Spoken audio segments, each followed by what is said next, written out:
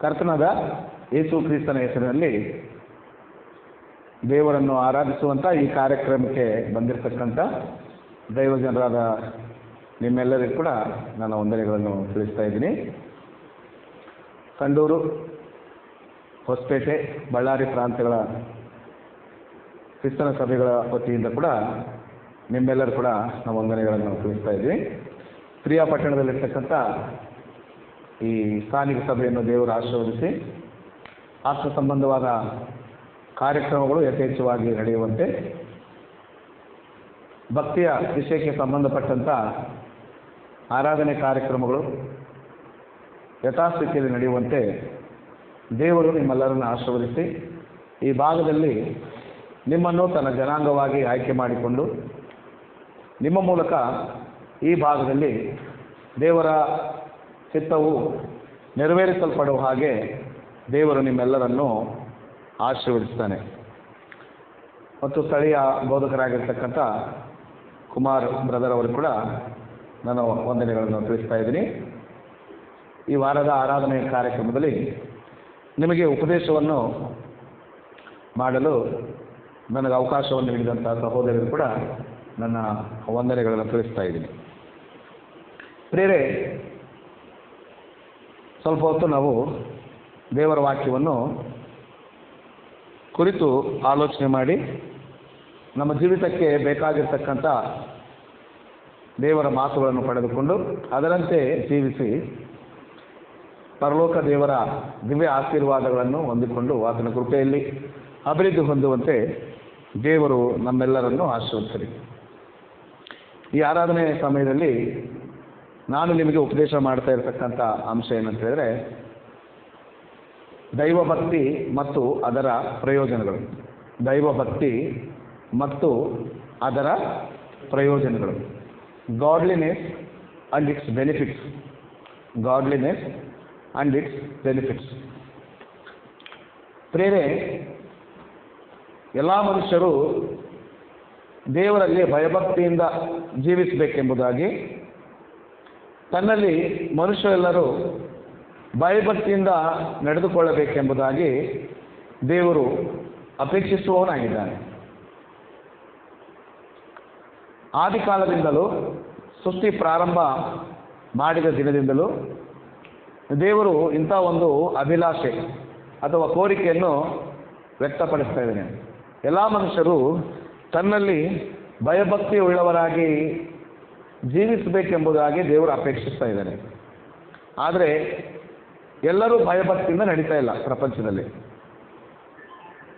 ಪ್ರಪಂಚದಲ್ಲಿ ಭಕ್ತಿಯುಳ್ಳವರು ಇದ್ದಾರೆ, ಭಕ್ತಿಹೀನರು ಕೂಡ ಇದ್ದಾರೆ.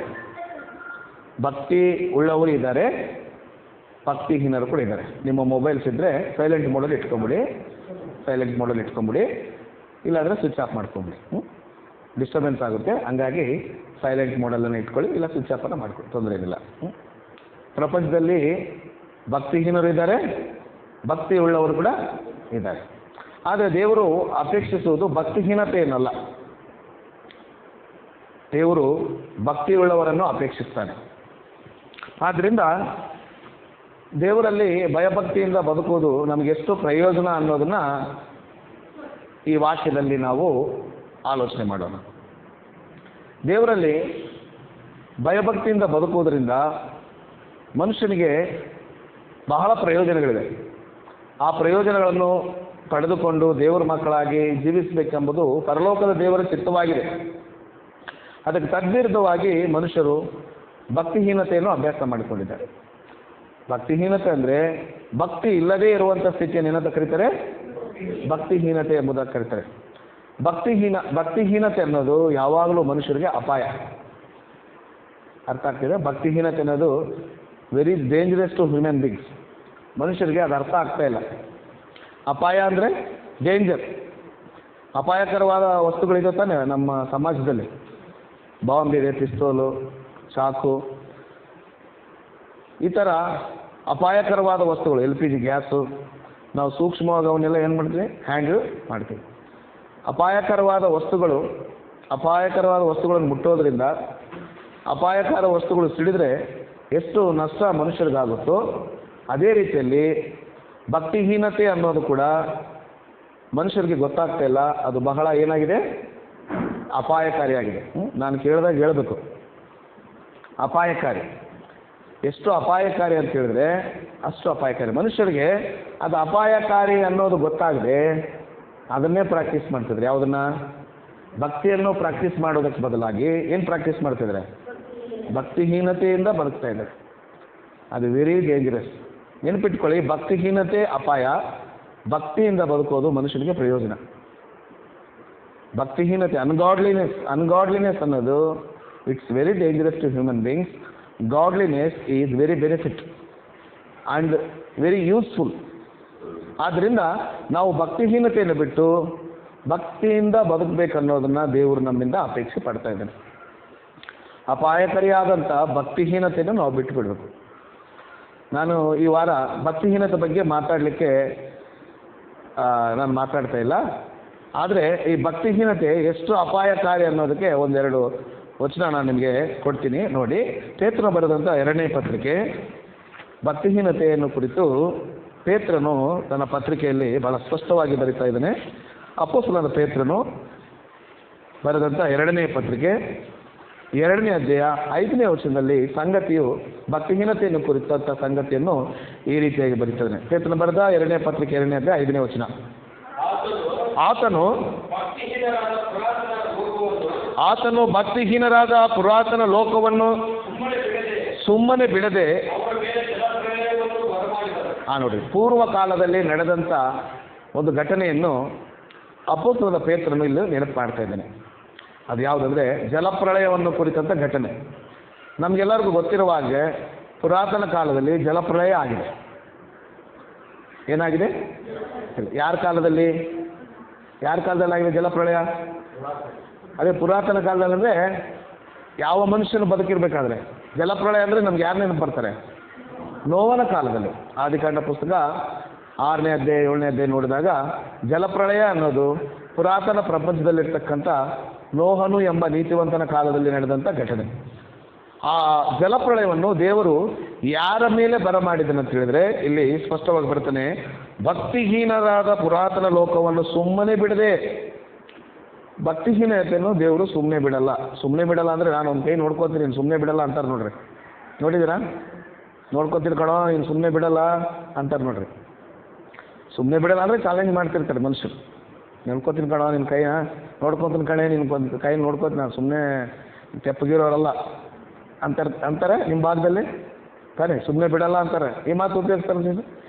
ಸೊ ದೇವರು ಕೂಡ ಭಕ್ತಿಹೀನರಾದಂಥ ಪುರಾತನ ಲೋಕವನ್ನು ಸುಮ್ಮನೆ ಬಿಡದೆ ಅದರ ಮೇಲೆ ಜಲಪ್ರಳಯವನ್ನು.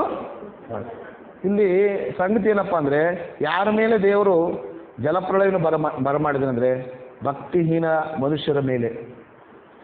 ಇಲ್ಲಿ ಜಲಪ್ರಳಯದಿಂದ ಆಗಿನ ಕಾಲದಲ್ಲಿ ಇರ್ತಕ್ಕಂಥ ಜನರೆಲ್ಲ ಏನಾದರು? ನಾಶ ಆದರು. ಕಾರಣ ಏನು? ಅವರ ಭಕ್ತಿಹೀನತೆಯೇ ಕಾರಣ. ಭಕ್ತಿಹೀನರು ಯಾವಾಗಲಾದರೂ ನಾಶ ಆಗ್ತಾರೆ. ನಾಶ ಆಗ್ತೀವಂದರೆ ಅದು ನಮಗೆ ಅಪಾಯಕಾರಿ ತಾನೆ. ಅದಕ್ಕೆ ಭಕ್ತಿಹೀನತೆಯನ್ನು ಬಿಟ್ಟು ಬಿಡಬೇಕು, ಭಕ್ತಿಯನ್ನು ವೃದ್ಧಿ ಮಾಡ್ಕೋಬೇಕು. ಭಕ್ತಿಹೀನತೆಯನ್ನು ಬಿಟ್ಟು ಭಕ್ತಿಯನ್ನು ನಾವು ಏನು ಮಾಡಬೇಕು? ದಿನೇ ದಿನೇ ವೃದ್ಧಿ ಮಾಡಬೇಕು.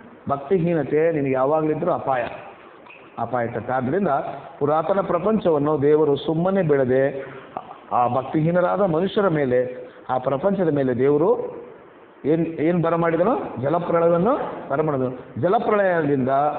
ಜಲಪ್ರಳಯದ ಮೂಲಕ ಭಕ್ತಿಹೀನರಾದ ಮನುಷ್ಯರೆಲ್ಲ ಏನಾದರು? ನಾಶ. ಆದ್ದರಿಂದ ಭಕ್ತಿಹೀನತೆ ಅದು ನಮ್ಮ ಪ್ರಯೋಜನ, ಅಪಾಯನ? ಅಪಾಯ. ಇನ್ನೊಂದು ವರ್ಷ ನೋಡ್ತೀನಿ ನೋಡಿ, ರೋಮಾಪುರದವರಿಗೆ ಬರೆದ ಪತ್ರಿಕೆ 1ನೇ ಅಧ್ಯಾಯ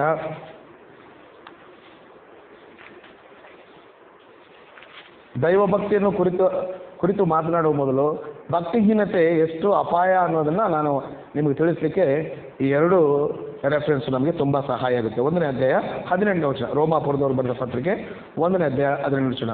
ದುಷ್ಟತನವನ್ನು ನಡೆಸಿ ಸತ್ಯವನ್ನು ಅಣಗಿಸುವವರಾದ ಮನುಷ್ಯರ ಎಲ್ಲ ವಿಧವಾದ ಭಕ್ತಿಹೀನತೆಯ ಮೇಲೆಯೂ ದುಷ್ಟತನದ ಮೇಲೆಯೂ ದೇವರ ಕೋಪವು ಪರಲೋಕದಿಂದ ತೋರಿಬರ್ತದೆ. ಭಕ್ತಿಹೀನರ ಮನುಷ್ಯರ ಮೇಲೆ ದೇವರ ಪ್ರೀತಿ ಇರಲ್ಲ ಅಂತೆ. ಅರ್ಥ ಆಗ್ತಿದೆ ಬ್ರದರ್? ಅರ್ಥ ಆಗ್ತಿದೆ ಸಿಸ್ಟರ್? ಭಕ್ತಿಹೀನರ ಮನುಷ್ಯರ ಮೇಲೆ ದೇವ್ರಿಗೆ ಪ್ರೀತಿ ಇರುತ್ತಾ, ಕೋಪ ಇರುತ್ತಾ? ಕೋಪ ಇರುತ್ತೆ. ದುಷ್ಟತನವನ್ನು ನಡೆಸಿ ಸತ್ಯವನ್ನು ಅಣಗಿಸುವವರಾದ ಮನುಷ್ಯರ ಎಲ್ಲ ವಿಧವಾದ ಭಕ್ತಿಹೀನತೆ ಮೇಲೆಯೂ ದುಷ್ಟತನದ ಮೇಲೆಯೂ ದೇವರ ಕೋಪವು ಎಲ್ಲಿಂದ ಎಳೆದು ಬರುತ್ತದಂತೆ? ಪರಲೋಕದಿಂದ ತೋರಿ ಬರುತ್ತದೆ. ಆದ್ದರಿಂದ ಭಕ್ತಿಹೀನ ಮನುಷ್ಯರ ಮೇಲೆ ದೇವರ ಕೋಪವು ಯಾವಾಗಲೂ, ದೇವರ ಸಿಟ್ಟು ಅಥವಾ ದೇವರ ಉಗ್ರತೆ ಪರಲೋಕದಿಂದ ತೋರಿ ಬರ್ತದೆ. ಈ ಎರಡು ವಚನಗಳು, ಇನ್ನೂ ಸಾಕಷ್ಟು ವಚನಗಳಿವೆ. ಭಕ್ತಿಹೀನತೆ ಅನ್ನೋದು ವೆರಿ ಡೇಂಜರಸ್ ಅಂತ ನಮ್ಗೆ ಅರ್ಥ ಆಗುತ್ತೆ. ಆದ್ದರಿಂದ ಅಪಾಯಕಾರಿಯಾದಂಥ ಭಕ್ತಿಹೀನತೆಯನ್ನು ಬಿಟ್ಟು ಮನುಷ್ಯರು ಭಕ್ತಿಯಿಂದ ಬದುಕೋದನ್ನು ಏನು ಮಾಡಬೇಕು? ದಿನ ಕಲಿಬೇಕು. ಭಕ್ತಿಹೀನತೆ ಬಿಟ್ಟು, ಭಕ್ತಿಹೀನತೆ ಯಾವಾಗಲಿದ್ರೂ ಡೇಂಜರಸ್. ಪುರಾತನ ಪ್ರಪಂಚವನ್ನು ಭಕ್ತಿಹೀನದ ಮೇಲೆ ದೇವರು ಜಲಪ್ರಳಯನ್ನು ಬರಮಾಡಿದನು. ದುಷ್ಟತನವನ್ನು ನಡೆಸುವಂಥ ಭಕ್ತಿಹೀನರ ಮನುಷ್ಯರ ಮೇಲೆ ಪರಲೋಕದಿಂದ ದೇವರ ಕೋಪವು, ಅಂದರೆ ಭಕ್ತಿಹೀನರು ದೇವರ ಕೋಪಕ್ಕೆ ತುತ್ತಾಗುವಂಥ ಅವಕಾಶ ಇದೆ. ಆದ್ದರಿಂದ ಭಕ್ತಿಹೀನತೆ ಅಪಾಯ ತಾನೆ. ಈಗ ಭಕ್ತಿಹೀನತೆ ಅಂತಿದೆ. ರಕ್ತಹೀನತೆ ಗೊತ್ತಾ ನಿಮಗೆ? ರಕ್ತಹೀನತೆ ಅಂದರೆ ಅರ್ಥ ಏನು?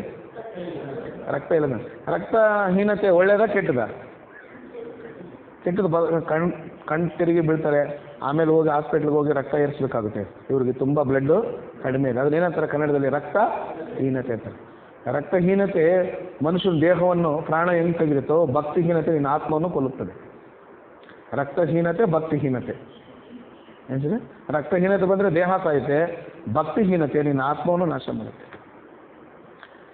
ರಕ್ತಹೀನತೆ ನಿನ್ನ ಪ್ರಾಣನ ಕೊಲ್ಲಿದ್ರೆ, ಭಕ್ತಿಹೀನತೆ ನಿನ್ನ ಆತ್ಮವನ್ನು ಕೊಲ್ಲುತ್ತೆ. ಆದ್ದರಿಂದ ಭಕ್ತಿಹೀನತೆಯನ್ನು ದಯವಿಟ್ಟು ಯಾರೂ ಇಟ್ಕೋಬಾರ್ದು. ಭಕ್ತಿಹೀನತೆಯನ್ನು ಬಿಟ್ಟು ಬಿಡಬೇಕು. ಅರ್ಥ ಆಯ್ತಾ? ಭಕ್ತಿಹೀನತೆ ಯಾವಾಗಲೂ ನಿನ್ನ ಕೊಲ್ಲುತ್ತೆ. ಪುರಾತನ ಲೋಕವನ್ನು ದೇವರು ಜಲಪ್ರಳಯದಿಂದ ನಾಶ ಮಾಡಿದನು. ಇಲ್ಲಿ ಹೇಳುತ್ತೆ ವಚನ, ಪರಲೋಕದಿಂದ ಅಂಥವ್ರ ಮೇಲೆ ಇಳಿದ್ಬೇಕು. ಆದ್ದರಿಂದ ಭಕ್ತಿಹೀನತೆ ಅನ್ನೋದು ಇಟ್ಸ್ ವೆರಿ ಡೇಂಜರಸ್. ಆದ್ದರಿಂದ ನಾವು ಭಯಭಕ್ತಿ ಉಳ್ಳವರಾಗಿ ಬದುಕಬೇಕು. ಅಂದರೆ ಭಕ್ತಿಯಿಂದ ಬದುಕಬೇಕು. ಹೇಗೆ ಬದುಕಬೇಕು? ಭಕ್ತಿ ಉಳ್ಳವರಾಗಿ.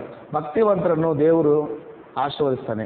ಆದ್ದರಿಂದ ಈ ಪಾಠದಲ್ಲಿ ನಾವೇನು ಆಲೋಚನೆ ಮಾಡೋಣ ಅಂತ ಹೇಳಿದ್ರೆ, ದೇವರಲ್ಲಿ ಭಯಭಕ್ತಿ ಉಳ್ಳವನಿಗೆ ಅಥವಾ ದೈವಭಕ್ತಿ ನಮಗೆಷ್ಟು ಪ್ರಯೋಜನಗಳನ್ನು ಕೊಡುತ್ತದೆ. ದೈವಭಕ್ತಿ ಅದರ ಪ್ರಯೋಜನಗಳು, ಗಾಡ್ಲಿನೆಸ್ ಆ್ಯಂಡ್ ಇಟ್ಸ್ ಬೆನಿಫಿಟ್ಸು. ಅಂದರೆ ಭಕ್ತಿಯಿಂದ, ದೇವರಲ್ಲಿ ಭಕ್ತಿಯಿಂದ ಬದುಕೋದ್ರಿಂದ ನಮಗೆ ಬೆನಿಫಿಟ್ ಇದೆ. ಏನಿದೆ? ಬೆನಿಫಿಟ್ ಇದೆ. ಅವು ಏನು ಅನ್ನೋದನ್ನು ನಾವು ದೇವರ ವಾಕ್ಯದಿಂದ ಕೆಲವೊಂದು ಪ್ರಯೋಜನಗಳನ್ನು ಕುರಿತು, ಆ ಪ್ರಯೋಜನಗಳನ್ನು ದೇವರು ತಾನೇ ಭಕ್ತಿಯುಳ್ಳಂಥ ಮನುಷ್ಯರಿಗೆ ಕೊಡ್ತಾನೆ ಎಂಬುದಾಗಿ ದೇವರ ವಾಕ್ಯವು ನಮಗೆ ಸ್ಪಷ್ಟವಾಗಿ ಹೇಳುತ್ತದೆ. ಆ ದೈವಭಕ್ತಿ ಎಷ್ಟು ಪ್ರಯೋಜನವಾದದ್ದು ಅನ್ನೋದನ್ನು ಈಗ ತಾನೇ ಸಹೋದರರು ಓದಿದಂಥ ತಿಮೋತಿಗೆ ಬರೆದಂಥ ಮೊದಲನೇ ಪತ್ರಿಕೆ 4ನೇ ಅಧ್ಯಾಯ 7-8 ವಚನದಲ್ಲಿ ಈ ರೀತಿಯಾಗಿ ಆ ದೈವಭಕ್ತಿಯ ಪ್ರಯೋಜನವನ್ನು ಕುರಿತು ಅಪೊಸ್ತಲನಾದ ಪೌಲನು ತಿಮೋತಿಗೆ ಬರಿತಾ ಅದನ್ನು ಮಾತಾಡ್ತಾ ಇದ್ದಾರೆ. ನೋಡಿ, ತಿಮೋತಿಗೆ ಬರೆದಂಥ ಮೊದಲನೇ ಪತ್ರಿಕೆ 4ನೇ ಅಧ್ಯಾಯ 7-8 ವಚನ. ಅಜ್ಜಿ ಕಥೆಗಳಂತಿರುವ ಕೇವಲ ಪ್ರಾಪಂಚಿಕವಾದ ಕಥೆಗಳನ್ನು ತಳ್ಳಿಬಿಟ್ಟು ನೀನು ದೇವಭಕ್ತಿಯ ವಿಷಯದಲ್ಲಿ ಸಾಧನೆ ಮಾಡಿಕೋ. ನೋಡಿ, ದೈವಭಕ್ತಿಯನ್ನು ಸಾಧನೆ ಮಾಡಿಕೋ. ಸಾಧನೆ ಅಂದರೆ ಪ್ರಾಕ್ಟೀಸ್ ಮಾಡಬೇಕಂತೆ. ದೈವಭಕ್ತಿಯನ್ನು ಏನು ಮಾಡಬೇಕು? ಸುಮ್ಮನೆ ಬರಲ್ಲ. ತಿಂದು ಕುಡಿದು ಆರಾಮಾಗಿ ಮನೆ ಕೂತ್ಕೊಂಡು ಜಾಲಿಯಾಗಿ ಅಡ್ಡಾಡಿದ್ರೆ ಏನು ಬರಲ್ಲ? ದೈವಭಕ್ತಿ ಬರಲ್ಲ. ಅರ್ಥ ಆಯ್ತಾ? ಈಗ ನನಗೆ ಚೆನ್ನಾಗಿ ಆರೋಗ್ಯವಾಗಿರ್ಬೇಕು, ನನ್ನ ದೇಹ ಚೆನ್ನಾಗಿರ್ಬೇಕಂದ್ರೆ ತಿಂದು ಕುಡಿದು ಮನೆ ಕೂತ್ಕೊಂಡ್ರೆ 24 ತಾಸು ಬರುತ್ತಾ? ಅದಕ್ಕೆ ತಕ್ಕಾಗಿ ಎಕ್ಸಸೈಸು. ಅದೇ ರೀತಿಯಲ್ಲಿ ದೇಹ ಸಾಧನೆ ಹೆಂಗೋ ಭಕ್ತಿಯನ್ನು ಕೂಡ ಏನು ಮಾಡಬೇಕಂತೆ? ಸಾಧನೆ ಮಾಡಿಕೋ. ದೇಹ ಸಾಧನೆಯು ಸ್ವಲ್ಪ ಮಟ್ಟಿಗೆ ಪ್ರಯೋಜನವಾಗಿದೆ. ದೇಹ ಸಾಧನೆ ಸ್ವಲ್ಪ ಮಟ್ಟಿಗೆ. ಅರ್ಥ ಆಯ್ತಾ? ದೇಹವನ್ನು ದಂಡಿಸಿದ್ರೆ, ದೇಹದಿಂದ ಏನೇ ಸಾಧನೆ ಮಾಡಿದ್ರು ಅದು ಎಷ್ಟು ಮಟ್ಟಿಗೆ? ಲಿಟಲ್ ಬಿಟ್, ಸ್ವಲ್ಪ ಮಟ್ಟಿಗೆ. ಅದು ಪೂರಾ ಬೆನಿಫಿಟ್ ಏನಲ್ಲ. ಆದರೆ ಎಲ್ಲ ವಿಷಯಗಳಲ್ಲಿ ಬೆನಿಫಿಟ್ ಆದಂಥ ಒಂದು ಸಂಗತಿಯನ್ನು ತಿಳಿಸ್ತಾನೆ ನೋಡ್ರಿ. ಭಕ್ತಿ ಆದರೂ ಎಲ್ಲ ವಿಧದಲ್ಲಿ ಪ್ರಯೋಜನವಾದದ್ದು. ಎಂಥ ಒಳ್ಳೆ ಮಾತು ನೋಡ್ರಿ. ಅಪೊಸ್ತಲನಾದ ಪೌಲನು ದೇಹ ಸಾಧನೆ ಸ್ವಲ್ಪ ಮಟ್ಟಿಗೆ, ಲಿಟ್ಲ್ ಬಿಟ್. ಆದರೆ ಭಕ್ತಿ ಆದರೆ ಎಲ್ಲ ವಿಧದಲ್ಲಿ ಯಾವುದು ಪ್ರಯೋಜನಕರವಾದದ್ದು? ಯಾವುದೇ ವಿಷಯ ತಗೊಂಡ್ರು ಎಲ್ಲ ವಿಧದಲ್ಲಿ ಪ್ರಯೋಜನಕರವಾದಂಥ ಒಂದು ಸಂಗತಿ ಏನಪ್ಪ ಅಂದರೆ ಅದು ಮನುಷ್ಯರಲ್ಲಿರುವಂಥ ಭಕ್ತಿ ಎಲ್ಲ ವಿಧದಲ್ಲಿ ನಿನಗೆ ಯೂಸ್ಫುಲ್. ಭಕ್ತಿ ಅನ್ನೋದು ಎಲ್ಲ ವಿಧದಲ್ಲಿ ನಿನಗೇನಾಗಿದೆ? ಯೂಸ್ಫುಲ್ ಆಗಿದೆ. ಆದ್ದರಿಂದ ಪ್ರಯೋಜನವಾದದ್ದು ಅದಕ್ಕೆ. ಅಂದರೆ ಆ ಭಕ್ತಿಗೆ ಇಹಪರಗಳಲ್ಲಿಯೂ ಜೀವವಾಗ್ದಾನ ಉಂಟು. ಭಕ್ತಿ ಇಹಲೋಕದಲ್ಲಿ ನಿನಗೆ ಪ್ರಯೋಜನ, ಪರಲೋಕದಲ್ಲಿ ಕೂಡ ಪ್ರಯೋಜನ ಅಂತೆ. ಅರ್ಥ ಆಗ್ತಿದೆ? ಭಕ್ತಿ ನಿನಗೆ ಈ ಲೋಕದಲ್ಲಿ ಸಹಾಯ ಮಾಡುತ್ತೆ, ಪರಲೋಕದಲ್ಲಿ ಕೂಡ ಸಹಾಯ ಮಾಡುತ್ತೆ. ಅದಕ್ಕೆ ಇಹ ಪರಗಳಲ್ಲಿಯೂ ಜೀವ ವಾಗ್ದಾನ ಉಂಟಂತೆ. ಯಾವುದಕ್ಕೆ? ಭಕ್ತಿಗೆ ಈ ಲೋಕದಲ್ಲಿಯೂ ಪರಲೋಕದಲ್ಲಿಯೂ ಜೀವ ವಾಗ್ದಾನ ಉಂಟು ಎಂಬುದಾಗಿ ಹೇಳ್ತೇನೆ. ಆದ್ದರಿಂದ ಭಕ್ತಿ ಅನ್ನೋದು ಎಲ್ಲ ವಿಧದಲ್ಲಿ ಎಲ್ಲ ವಿಷಯಗಳಲ್ಲಿ ಏನಾಗಿದೆ? ಪ್ರಯೋಜನಕರವಾಗಿದೆ. ನಾವು ಪ್ರಯೋಜನಕಾರಿಯಾದ್ದನ್ನು ಬಿಟ್ಟು ಅಪಾಯಕಾರಿಯಾದಂಥ ಅದರ ಹಿಂದೆ ಓಡ್ತೀವಿ. ನಮ್ಮ ದುರ್ದೈವ ಏನಪ್ಪ, ಮನುಷ್ಯರು ಏನಂತ ಹೇಳಿದ್ರೆ ಯೂಸ್ಫುಲ್ ಆಗಿರೋದನ್ನ ಬಿಟ್ಟು, ಅಂದರೆ ನಮ್ಮ ಆಡು ಭಾಷೆಯಲ್ಲಿ ಹೇಳ್ಬೇಕಂದ್ರೆ ಕೆಲ್ಸಕ್ಕೆ ಬರೋದನ್ನ ಬಿಟ್ಟು ಕೆಲ್ಸಕ್ಕೆ ಬಾರದೇ ಇರತಕ್ಕಂಥ ಅದರ ಬೆನ್ನು, ಕೆಲ್ಸಕ್ಕೆ ಬರೋದನ್ನ ಬಿಟ್ಟು ಕೆಲ್ಸಕ್ಕೆ ಬರಲಾರ್ದ ಹಿಂದೆ ಬಿದ್ದಿದ್ದಾರೆ. ಆದ್ದರಿಂದ ಪ್ರಿಯರೇ, ನಾವು ಯಾವಾಗ ತಿಳ್ಕೊಳ್ಳೋಣ, ಭಕ್ತಿ ಎಲ್ಲ ವಿಧದಲ್ಲಿ ಪ್ರಯೋಜನ. ಭಕ್ತಿ ಇಹ ಪರಲೋಕಗಳಲ್ಲಿ ನಿಮಗೆ ಸಹಾಯ ಮಾಡುತ್ತೆ, ಅಂಥ ಪ್ರಯೋಜನಕರವಾದ. ಆದ್ದರಿಂದ ಮನುಷ್ಯರು ಭಕ್ತಿಯುಳ್ಳವರಾಗಿ ಬದುಕಬೇಕೆಂಬುದಾಗಿ ದೇವರು ಅಪೇಕ್ಷೆ ಪಡ್ತಾನೆ. ಅಪಾಯಕಾರಿಯಾದಂಥ ಭಕ್ತಿಹೀನದ ತಂಟೆಗೆ ನಾವು ಹೋಗಬಾರ್ದು. ಅಪಾಯಕಾರಿ ತಾನೆ ಭಕ್ತಿಹೀನತೆ, ಆ ಸುಳಿವು ಕೂಡ ನಮ್ಮಲ್ಲಿ ಇರಬಾರ್ದು. ಒಂದು ವೇಳೆ ಇದ್ದರೆ ಭಕ್ತಿಹೀನತೆಯನ್ನು ತೆಗೆದುಹಾಕಿ ಭಕ್ತಿಯನ್ನು ಏನು ಮಾಡಬೇಕಂದ್ರೆ ಸಾಧನೆ ಮಾಡಿಕೊ ಎಂಬುದಾಗಿ ಹೇಳ್ತಾನೆ. ಆದ್ದರಿಂದ ಮಾನವ ಕುಲಕ್ಕೆ ಭಕ್ತಿಯಿಂದ ಅನೇಕವಾದಂಥ ಪ್ರಯೋಜನಗಳು. ಆ ಪ್ರಯೋಜನಗಳನ್ನು ಹೊಂದಿಕೊಂಡು ದೇವರ ಮಕ್ಕಳಾಗಿ ದೇವರ ಮಹಿಮೆಗಾಗಿ ನಾವು ಜೀವಿಸುವಂತೆ ಭಕ್ತಿ ನಮಗೆ ಸಹಾಯ ಮಾಡುತ್ತೆ. ಅವೇನು ಪ್ರಯೋಜನ ಅನ್ನೋದನ್ನ ಒಂದೊಂದಾಗಿ ನಾವು ಆಲೋಚನೆ ಮಾಡೋಣ. ಮೊದಲನೇ ಸಂಗತಿ ಏನಂದರೆ, ಮೊದಲನೇ ಪ್ರಯೋಜನ ಅಂದರೆ ಯೋಬನ ಬರೆದ ಪುಸ್ತಕ 4ನೇ ಅಧ್ಯಾಯ 6ನೇ ವಚನ. ಯೋಬನ ಬರೆದ ಪುಸ್ತಕ 4ನೇ ಅಧ್ಯಾಯ 6ನೇ ವಚನ. ಸರ್ ನೀವು ತೆಲುಗಿನಲ್ಲಿ ಓದ್ರಿ, ಕನ್ನಡದಲ್ಲಿ ಆ ಪದ ಉಪಯೋಗಿಸಲ್ಪಟ್ಟಿಲ್ಲ, ತೆಲುಗಿನಲ್ಲಿದೆ. ನಾನು ಅದನ್ನು ತೆಲುಗು ಓದಿ ನಿಮಗೆ ಎಕ್ಸ್ಪ್ಲೇನ್ ಮಾಡ್ತೀನಿ. ಯೋಬನ ಪುಸ್ತಕ 4ನೇ ಅಧ್ಯಾಯ 6ನೇ ವಚನ. ನೀವು ತೆಲುಗುలో ಚದವಂడి ಸರ್. ಯೋಬನ ಪುಸ್ತಕ ನೀವು ಕನ್ನಡದಲ್ಲಿ ನೋಡ್ಕೊಳ್ಳಿ. 4ನೇ ಅಧ್ಯಾಯ 6ನೇ ವಚನ. 4ನೇ ಅಧ್ಯಾಯ 6ನೇ ವಚನ ಯೋಬನ ಪುಸ್ತಕ ನೋಡಿ. ನಿನ್ನ ಭಕ್ತಿಯು ನಿನಗೆ ಧೈರ್ಯವನ್ನು ಹುಟ್ಟಿಸದಾ? ನೀ ಯಥಾರ್ಥ ಪ್ರವರ್ತನ. ಈ ಮಾತನ್ನು ಎಲಿಫೆಜನು, ತೇಮಾನಿಯಾದ ಎಲಿಫೆಜನು ಯೋಬನಿಗೆ ಹೇಳ್ತಾ ಇದ್ದಾನೆ. ಕನ್ನಡದಲ್ಲಿ ಆ ಪದ ಉಪಯೋಗಿಸಲ್ಪಟ್ಟಿಲ್ಲ, ಅದಕ್ಕಾಗಿ ನಾನು ತೆಲುಗು ಓದಿದೆ. ನೀ ಭಕ್ತಿ ನೀನು ಧೈರ್ಯವು ಹುಟ್ಟಿಸದ, ನಿನ್ನ ಭಕ್ತಿಯು ನಿನಗೆ ಧೈರ್ಯವನ್ನು ಹುಟ್ಟಿಸದ ಅಂತ ಹೇಳ್ತಾನೆ. ಅಂದರೆ ಭಕ್ತಿ ಇರ್ತಕ್ಕಂಥ ಮನುಷ್ಯರು ಧೈರ್ಯದಿಂದ ಬದುಕ್ತಾರೆ. ಅರ್ಥ ಆಗ್ತದೆ? ಭಕ್ತಿ ಉಳ್ಳಂಥ ಮನುಷ್ಯರು ಹೆಂಗೆ ಬದುಕ್ತಾರೆ? ಏನೇ ಬಂದರು, ಏನೇ ಬಿಟ್ಟರು, ಏನೇ ಪರಿಸ್ಥಿತಿಗಳಿದ್ರು ಮನುಷ್ಯನಿಗೆ ಏನು ಬೇಕು? ಇಲ್ಲ ಅಂದರೆ ಏನು ಮಾಡಿ ಧೈರ್ಯ ಇಲ್ಲದವರು ಸೂಸೈಡ್ ಮಾಡ್ಕೋತಾರೆ. ಟ್ರೈನ್ ಕೆಳಗೆ ಹೋಗ್ಬಿಟ್ಟು ಏನು ಮಾಡ್ತಾರೆ? ಅಲ್ಲೇ ಇರ್ತಾರೆ. ಇಲ್ಲ ಮಕ್ಕಳೆಲ್ಲ ಕಟ್ಕೊಂಡು ಮೇಲೆ ಬ್ರಿಡ್ಜಿಂದ ಆಡ್ತಾರೆ. ಇಲ್ಲ ಪಾಯ್ಸನ್ ತಗೋತಾರೆ. ಈ ಗಿಡ ಮರಗಳಿಗೆ ಹಾಕುವಂಥ ಔಷಧಿ ಇರ್ತಲ್ಲ, ಅದನ್ನು ಒಂದು ಬಾಟ್ಲ್ ತುಂಬ ಏನು ಮಾಡಿಬಿಡ್ತಾರೆ? ಅಯ್ಯೋ ಹಿಂಗಾಯ್ತು, ಅಯ್ಯೋ ಹಂಗಾಯ್ತು, ಹಿಂಗಾಯ್ತು, ಆಗಬಾರ್ದಾಗಿತ್ತು, ಹಿಂಗಾಯ್ತು, ಹಂಗಾಯ್ತು. ಅವರಲ್ಲಿ ಏನಿಲ್ಲ. ಭಕ್ತಿಹೀನರು ಯಾವಾಗಲೂ ಆ ಧೈರ್ಯದಿಂದ ಬದುಕ್ತಾರೆ. ಅದಕ್ಕೆ ಆತ್ಮಹತ್ಯೆಯನ್ನು ಮಾಡ್ಕೊಳ್ತಾರೆ. ಭಕ್ತಿ ಮನುಷ್ಯರಲ್ಲಿ ಏನು ಹುಟ್ಟಿಸುತ್ತಂತೆ? ಭಕ್ತಿ ಮನುಷ್ಯರಲ್ಲಿ ಏನು ಹುಟ್ಟಿಸುತ್ತೆ? ಧೈರ್ಯವನ್ನು ಹುಟ್ಟಿಸುತ್ತೆ. ನಿನ್ನ ಭಕ್ತಿಯು ನಿನಗೆ ಧೈರ್ಯವನ್ನು ಹುಟ್ಟಿಸೋದೋ ಎಂಬುದಾಗಿ ಯೋಬನನ್ನು ಎಲಿಫಜನು ಪ್ರಶ್ನೆ ಮಾಡ್ತಾರೆ. ಅಂದರೆ ಅರ್ಥ ಏನಂದರೆ, ಭಕ್ತಿಯು ಧೈರ್ಯದಿಂದ ಬದುಕಲಿಕ್ಕೆ ನಿನಗೆ ಸಹಾಯ ಹೌದಾನೆ? ನಿಜಾನ ಇದು? ನಾವು ಕ್ರಿಶ್ಚಿಯನ್ಸು, ದೇವ್ರ ಮಕ್ಕಳು ಧೈರ್ಯದಿಂದ ಇರ್ತೀವ? ನಮಗಿರೋಷ್ಟು ಧೈರ್ಯ ಯಾರಿಗಿರಲ್ಲ. ಅನ್ಯ ಜನರಿಗೆ ಚಿಕ್ಕ ವಿಷಯಕ್ಕೆ ಏನು ಮಾಡ್ತಿರ್ತಾರೆ? ಟೆನ್ಷನ್ ತೊಗೊಂಡಿರ್ತಾರೆ ಅವರು. ಜಗಳ ಮಾಡ್ಕೋತಾರೆ, ಪೇಚಾಡ್ತಾರೆ, ಹಂಗಾಯ್ತು ಹಿಂಗಾಯ್ತು, ಅವನ ಮನೆ ಕಾಯೋಗ, ಇವನ ಮನೆ ಕಾಯೋಗ, ಅವನ ಮನೆ ಬಿದ್ದೋಗ್ಲಿ, ಇವನ ಮನೆ ಬಿದ್ದೋಗ್ಲಿ, ಅವನೇ ಕೊಟ್ಕೊಂಡು ಹೋಗ್ಲಿ, ಇವನೇ ಕೊಟ್ಕೊಂಡು ಅವ್ನು ಬರಬಾರ್ದು ರೋಗ ಬರಲಿ, ಕಾಲ್ರ ಬರಲಿ, ಅವ್ನಿಗೆ ವೈರಸ್ ಬರಲಿ, ಅವ್ನು ನಾಗರಾವ್ ಕಡಿಲಿ, ಇವೆಲ್ಲ ನೋಡಿದ್ರೆ ಅನ್ಯ ಜನರು ಮಾತಾಡ್ತಕ್ಕಂಥ ಕ್ರಿಶ್ಚಿಯನ್ಸ್ ಮಾತಾಡಬಾರ್ದು. ಕಾರಣ ಏನಂದರೆ, ಕ್ರಿಶ್ಚಿಯನ್ಸು ದೇವ್ರ ಮಕ್ಕಳು ಯಾರಂದರೆ ಭಕ್ತಿಯಿಂದ ಬದುಕ್ತಕ್ಕಂಥವ್ರು. ಭಕ್ತಿ ನಿನಗೇನು ಕಲಿಸುತ್ತೆ ಗೊತ್ತಾ? ಧೈರ್ಯ ಕಲಿಸುತ್ತೆ. ನಮ್ಮ ಕುಮಾರ್ ಭದ್ರಿದ್ದಾರೆ, ಎಷ್ಟೊಂದು ಕಷ್ಟ ಅನುಭವಿಸಿದ್ದಾರೆ ಅವರು. ನಮ್ಮ ಕ್ಲಾಸಿಗೆ ಬಂದಾಗೆಲ್ಲ ಹೇಳ್ತಾ ಇರ್ತಾರೆ, ಅವರು ಆ ವಿಷಯಗಳನ್ನೆಲ್ಲ ಹೇಳ್ತಾರೆ. ಆದರೂ ಎಷ್ಟು ಕಷ್ಟ ಬಂದರು, ಎಷ್ಟೇ ಪ್ರಾಣಾಪಾಯ ಸ್ಥಿತಿ ಬಂದರು, ಎಷ್ಟೇ ಸಂಕಟಗಳು ಬಂದರು, ಎಷ್ಟೇ ಶೋಧನೆಗಳು ಬಂದರು, ಅವ್ರು ಹೆಂಗಿದ್ದಾರೆ? ಕಾರಣ ಏನು? ಭಕ್ತಿ. ಅವರೇ ಅಲ್ಲ, ನೀವಾಗಲಿ ನಾನಾಗಲಿ ಪ್ರಪಂಚದಲ್ಲಿರೋ ಯಾರೇ ಆಗಲಿ ಭಕ್ತಿಯಿಂದ ಬದುಕ್ತಕ್ಕಂಥವ್ರು ಹೆಂಗಿರ್ತಾರೆ? ಏನೇ ಬರಲಿ ಏನೇ ಬಿಡಲಿ, ಏನೇ ಬರಲಿ ಏನೇ ಹೋಗಲಿ, ಪರಿಸ್ಥಿತಿಗಳನ್ನ ನೋಡಿ ಅವ್ರು ಏನಾಗಲ್ಲ, ಗಾಬರಿ ಆಗಲ್ಲ. ಭಕ್ತಿ ನಮಗೇನು ಕಲಿಸುತ್ತೆ ಅಂದರೆ ಧೈರ್ಯ ಕಲಿಸುತ್ತೆ. ಪ್ರಪಂಚದಲ್ಲಿ ಬದುಕಲಿಕ್ಕೆ ಧೈರ್ಯ ಅನ್ನೋದು ತುಂಬ ಮುಖ್ಯ. ಧೈರ್ಯ ಇಲ್ಲದಂಥ ಮನುಷ್ಯರು ಎದೆ ಹೊಡೆದು ಹಾರ್ಟ್ ಅಟ್ಯಾಕ್ ಬರ್ತಾರೆ. ಅಯ್ಯೋ ನನಗೆ ಎದೆ ಹೊಡೆದೋಯ್ತು ಅಂತಾರೆ ನೋಡ್ರಿ. ಹೌದಲ್ಲ ಬದ? ಏನು ಹೊಡೆದೋಯ್ತು? ಈ ಮಾತು ಕೇಳಿ ನನಗೆ ಎದೆನೇ ಹೊಡೆದೋಯ್ತು, ಜುಮ್ ಬಂತು, ಜಲ್ ಅಂತಾರೆ ನೋಡಿ. ಈ ರೀತಿಯಾದಂಥ ಮನುಷ್ಯರು ಅನ್ಯ ಜನರು ಭಕ್ತಿಹೀನರು ಮಾತಾಡ್ತಕ್ಕಂಥ ಮನುಷ್ಯರು. ಭಕ್ತಿ ನಮಗೆ ಧೈರ್ಯವನ್ನು ಹುಟ್ಟಿಸುತ್ತೆ. ಏನೇ ಬಂದರೂ ಭಕ್ತಿ ಉಳ್ಳಂಥ ಮನುಷ್ಯರು ಹೆಂಗಿರ್ತಾರೆ?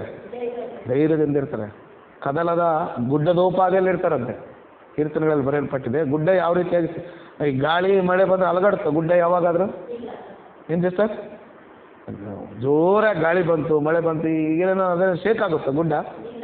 ಅದು ಎಷ್ಟೇ ಮಳೆ ಬರಲಿ, ಎಷ್ಟೇ ಗಾಳಿ ಬರಲಿ, ಗುಡ್ಡ ಹೆಂಗಿರುತ್ತೆ? ಕದಲದೆ ಇರುತ್ತೆ. ಹಾಗೆ ಇರ್ತಾನೆ ಯಾರು? ಭಕ್ತಿ ಉಳ್ಳಂಥ ಮನುಷ್ಯನು. ಮಳೆ, ಗಾಳಿ, ಬಿರುಗಾಳಿ ಅಂತ ಕಷ್ಟಗಳು, ಶ್ರಮೆಗಳು ಈ ಲೋಕದಲ್ಲಿ ಏನೇ ಎದುರಾಗೋದು ಅವನು ಧೈರ್ಯವಾಗಿ ಇರಲಿಕ್ಕೆ ಸಹಾಯ ಮಾಡುತ್ತೆ. ಕಾರಣ ಏನು ಗೊತ್ತಾ? ಅವನ ಭಕ್ತಿ ಅವ್ನಿಗೇನು ಹುಟ್ಟಿಸುತ್ತೆ? ಆದ್ದರಿಂದ ಅಧೈರ್ಯ ಗೆಡಬಾರದು. ಭಕ್ತಿ ನಮಗೆ ಏನು ಕಲಿಸುತ್ತಂದರೆ ದೇವರು ಎಲ್ಲಿಲ್ಲದ ಧೈರ್ಯವನ್ನು ಕೊಡ್ತಾನೆ. ಆತ್ಮಧೈರ್ಯವುಳ್ಳವಾಗಿ, ಮನೋಧೈರ್ಯವುಳ್ಳವರಾಗಿ ಏನು ಮಾಡ್ತಾರೆ ಅವರು ಬಡತನ ಇದ್ದರು, ಕಷ್ಟ ಇದ್ದರು, ಪ್ರಾಣಾಪಾಯ ಬಂದರು, ಎಂಥ ಸ್ಥಿತಿಗಳಲ್ಲಾದರೂ ಕೂಡ ನಾವು ಬೈಬಲಲ್ಲೆಲ್ಲ ನೋಡಿದ್ರೆ ಸತ್ಯವೇದದಲ್ಲಿ ಭಕ್ತಿ ಉಳ್ಳಂಥ ಮನುಷ್ಯರು ಹೆಂಗಿದ್ರು? ಅವ್ರಿಗೆ ವಿರೋಧವಾಗಿ ಎಲ್ಲ ಪರಿಸ್ಥಿತಿಗಳು ಸರಿಯಾಗಿದ್ದವು ಅವ್ರಿಗೆ. ನಮಗೆ ಎಲ್ಲ ಚೆನ್ನಾಗಿರ್ತಾವ, ಎಲ್ಲವೂ ನಾವು ಅಂದ್ಕೊಂಡಾಗ ನಡೀತಾವ? ಇಲ್ಲ. ನಾವು ಊಹಿಸಲಾರದಂಥ ಘಟನೆಗಳು, ನಾವು ಅಂದ್ಕೊಳ್ಳಾರ್ದಂಥ ವಿಷಯಗಳು ಏನು ಮಾಡ್ತಿರ್ತಾರೆ? ನಡೀತಾ ಇರ್ತಾರೆ. ಅವಾಗ ಏನಾಗ್ತಾರೆ ಮನುಷ್ಯರು? ಗಾಬರಿ ಆಗ್ತಾರೆ. ಅಯ್ಯೋ ಹಿಂಗಾಯ್ತಲ್ಲ ಹಂಗಾಯ್ತಲ್ಲ ಅಂತೇಳಿ ಚಡಪಡಿಸ್ತಾರೆ. ಆದರೆ ಭಕ್ತಿ ಉಳ್ಳಂಥ ಮನುಷ್ಯರು ಹೆಂಗಿರ್ತಾರೆ? ಧೈರ್ಯವಾಗ. ಅದಕ್ಕೆ ನಿನ್ನ ಭಕ್ತಿಯು ನಿನಗೆ ಧೈರ್ಯವನ್ನು ಹುಟ್ಟಿಸೋದು ಎಂಬುದಾಗಿ ಮಾತಾಡ್ತಾರೆ. ಭಕ್ತಿ ಧೈರ್ಯವನ್ನು ನಮಗೆ ಹುಟ್ಟಿಸುತ್ತದೆ. ಆದ್ದರಿಂದ ನಾವು ಭಕ್ತಿಯನ್ನು ಏನು ಮಾಡಬೇಕು? ವೃದ್ಧಿ ಮಾಡ್ಕೋಬೇಕು. ಭಕ್ತಿಯಿಂದ ಬದುಕಿದ್ರೆ ಎಷ್ಟು ಭಕ್ತಿಯಿಂದ ಇರ್ತೀವೋ ಅಷ್ಟು ನೀನು, ಹೌದಾ ಬದ? ಸತ್ಯನ ಇದು? ಎಷ್ಟು ಭಕ್ತಿಯಿಂದ ಇರ್ತೀವೋ ಅಷ್ಟು ನೀನು ಧೈರ್ಯವಾಗಿರ್ತೀವಿ. ಭಕ್ತಿ ಇಲ್ಲ ನಮಗೂ ಸಣ್ಣ ವಿಷಯ ಕೇಳಿದ್ರೆ ಮೂರ್ಛೆ ಬಂದ್ಬಿಡ್ತೀನಿ, ಹಿಂಗೆ ಮುಕ್ಕೊಂಡ್ಬಿಡ್ತೀವಿ. ಎಬ್ಸ್ರಿ ನೀರು ಕುಡಿಸ್ರಿ, ಹಿಂಗೆ ನೀರು ಹೊಡಿರಿ, ಯಾಕೆ ಏನಿಲ್ಲ ನಿನಗೆ ಧೈರ್ಯ ಇಲ್ಲ. ಮತ್ತು ಹಾಸ್ಪಿಟ್ಲಿಗೆ 108 ಫೋನ್ ಮಾಡಿ ನಿನಗೆ ಕರ್ಕೊಂಡು ಹೋಗ್ಬೇಕು. ಯಾಕೋ ಎಷ್ಟು ತಪ್ಪೋರೆ, ಅದು ಬಂದವ್ರೆ ಹಾರ್ಟ್ ವೀಕ್ ಅಂದರೆ ಭಕ್ತಿಗೆ ಪುಕ್ಕಲ್ ಅಂತಾರಲ್ಲ, ನಿಮ್ಮ ಭಾಗದಲ್ಲಿ ಏನಂತಾರೆ ಬದ ಅಂತಾರಲ್ಲ. ಹಾಂ, ಆದ್ದರಿಂದ ಭಕ್ತಿ ನಮಗೆ ಧೈರ್ಯದಿಂದ ಜೀವಿಸಲಿಕ್ಕೆ ಪಾಠ ಕಲಿಸುತ್ತೆ. ದೇವ್ರ ಮಕ್ಕಳು ಯಾವಾಗಲೂ ಧೈರ್ಯದಿಂದ ಬದುಕಬೇಕು. ಅದಕ್ಕೆ ಸಹಾಯ ಮಾಡೋದು ನಿನ್ನಲ್ಲಿರ್ತಕ್ಕಂಥ ಭಕ್ತಿ. ಅದಕ್ಕೆ ಭಕ್ತಿಯಿಂದ ಬದುಕೋದು. ಭಕ್ತಿಯಲ್ಲಿ ಮೊದಲನೇ ಪ್ರಯೋಜನ ಇದೆ, ದೇವರ ಮಕ್ಕಳು ಭಕ್ತಿಯಿಂದ ಬದುಕ್ತಕ್ಕಂಥವ್ರು ಧೈರ್ಯದಿಂದ ಬದುಕ್ತಾರೆ. ನಂಬರ್ 1. ಎರಡನೇದು ಅಂತ ಹೇಳಿದ್ರೆ 115ನೇ ಕೀರ್ತನೆ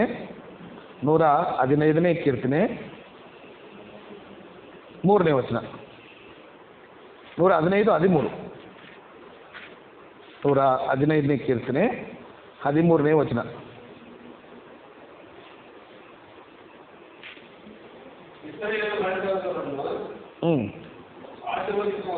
ಹನ್ನೆರಡನೇ ವರ್ಷದ ಓದಿ. ನಿಮ್ಮ ತೆಲುಗು, ಕನ್ನಡದಲ್ಲಿ 12ನೇ ವರ್ಷದಲ್ಲಿ ಬರೆಯಲ್ಪಟ್ಟಿದೆ. ತೆಲುಗುನಲ್ಲಿ ಯೆಹೋವನು ನಮ್ಮನ್ನು ನೆನಪು ಮಾಡಿಕೊಂಡಿದ್ದಾನೆ, ಸಣ್ಣವರು ಮೊದಲುಗೊಂಡು. ಹಾಂ,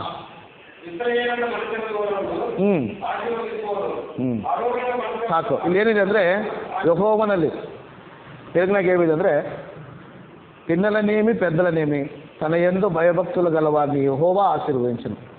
ಆ ಮಾತಿನ ಅರ್ಥ ಏನಂದರೆ ಸಣ್ಣವರಾಗಲಿ ದೊಡ್ಡವರಾಗಲಿ ತನ್ನಲ್ಲಿ ಯಾರು ಭಯಭಕ್ತಿಯಿಂದ ಬದುಕ್ತಾರೋ ಅವರನ್ನು ದೇವರು ಏನು ಮಾಡ್ತಾನೆ? ಆಶೀರ್ವದಿಸ್ತಾನೆ. ದೇವರು ನಿನಗೆ ಭಕ್ತಿ ಮೂಲಕ ಏನು ಕೊಡ್ತಾನೆ? ಆಶೀರ್ವಾದವನ್ನು ಕೊಡ್ತಾನೆ. ಮೊದಲನೇದು ಭಕ್ತಿ ನಿನಗೆ ಧೈರ್ಯ ಕೊಡುತ್ತೆ. ಎರಡನೇದೇನೆಂದರೆ ದೇವರು ನಿನ್ನನ್ನು ಆಶೀರ್ವದಿಸ್ತಾನೆ. ಅದು ಚಿಕ್ಕವರೇ ಬರಬಾರ್ದು, ದೊಡ್ಡವರೇ ಬರಬೇಕಂತಿದ್ದೆ ಚರ್ಚಿಗೆ. ದೇವರಲ್ಲಿ ಭಕ್ತಿಯಿಂದ ಬದುಕಲಿಕ್ಕೆ ವಯಸ್ಸು ಅಡ್ಡಿ ಅಲ್ಲ. ಹೌದಾನೆ?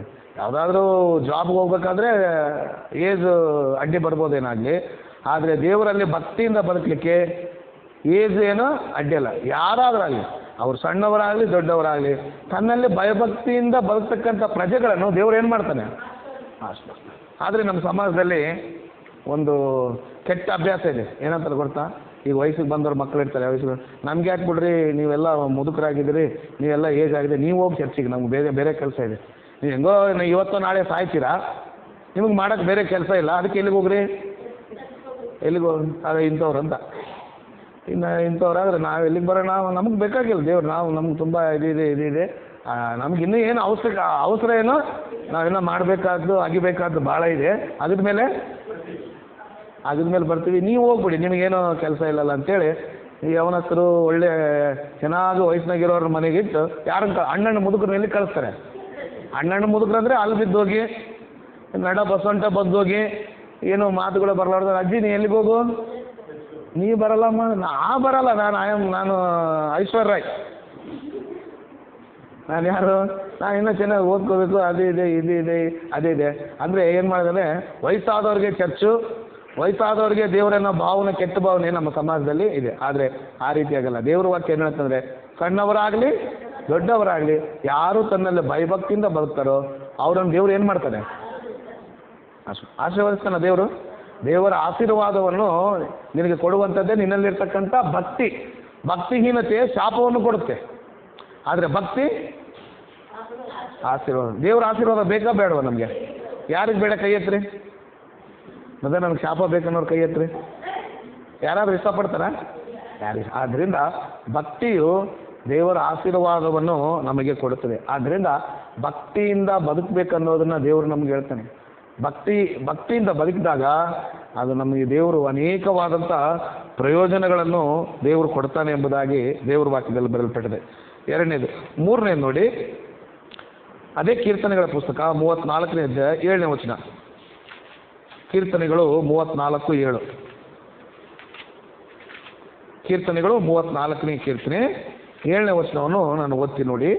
34:7. ಯೆಹೋವನ ಭಯಭಕ್ತಿಯುಳ್ಳವರ ಸುತ್ತಲೂ ಆತನ ದೂತನ ದಂಡಿಳಿಸಿ ಕಾವಲಾಗಿದ್ದು ಕಾಪಾಡುತ್ತಾನೆ. ಮೂರನೇದಾಗಿ ದೇವರಲ್ಲಿರ್ತಕ್ಕಂಥ ಭಯಭಕ್ತಿಯುಳ್ಳ ಪ್ರಜೆಗಳ ಬಗ್ಗೆ ಮಾತಾಡುತ್ತಾ ದೇವರು ಹೇಳ್ತಾನೆ, ಆತನು ಕಾವಲಾಗಿದ್ದು ನಮ್ಮನ್ನು ಏನು ಮಾಡ್ತಾನಂತೆ, ಕಾಪಾಡುತ್ತಾನೆ. ಅಂದರೆ ದೈವಭಕ್ತಿ ಉಳ್ಳಂಥ ಜನರನ್ನ ದೇವ್ರು ಏನು ಮಾಡ್ತಾನೆ, ಕಾಪಾಡ್ತಾನಂತೆ.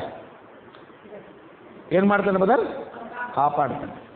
ಕಾಪಾಡೋದಂದರೆ ಆಪತ್ತು, ಕಷ್ಟ, ನಷ್ಟಗಳು ಬಂದಾಗ, ದಿಕ್ಕಿಲ್ಲದ ಪರಿಸ್ಥಿತಿಯಲ್ಲಿ ನಾವು ಬಹಳ ಸಂಕಟದಲ್ಲಿದ್ದಾಗ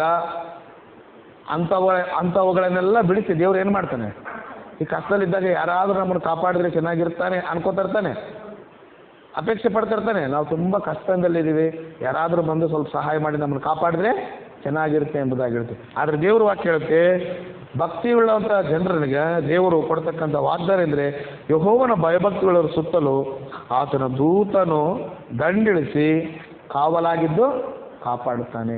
ದೇವರು ಅಂಥ ಪ್ರಜೆಗಳನ್ನು ಕಾಪಾಡ್ತಾರಂತೆ, ಅಂಥವ್ರಿಗೆ ಕಾವಲಾಗಿರ್ತಾರಂತೆ. ಭಯಭಕ್ತಿಯುಳ್ಳಂಥ ಜನರಿಗೆ ಏನಾಗಿರ್ತಾನೆ ದೇವರು? ಕಾವಲಾಗಿರಿಸಿ ನಮ್ಮನ್ನ ಏನು ಮಾಡ್ತಾನೆ, ಕಾಪಾಡ್ತಾನೆ.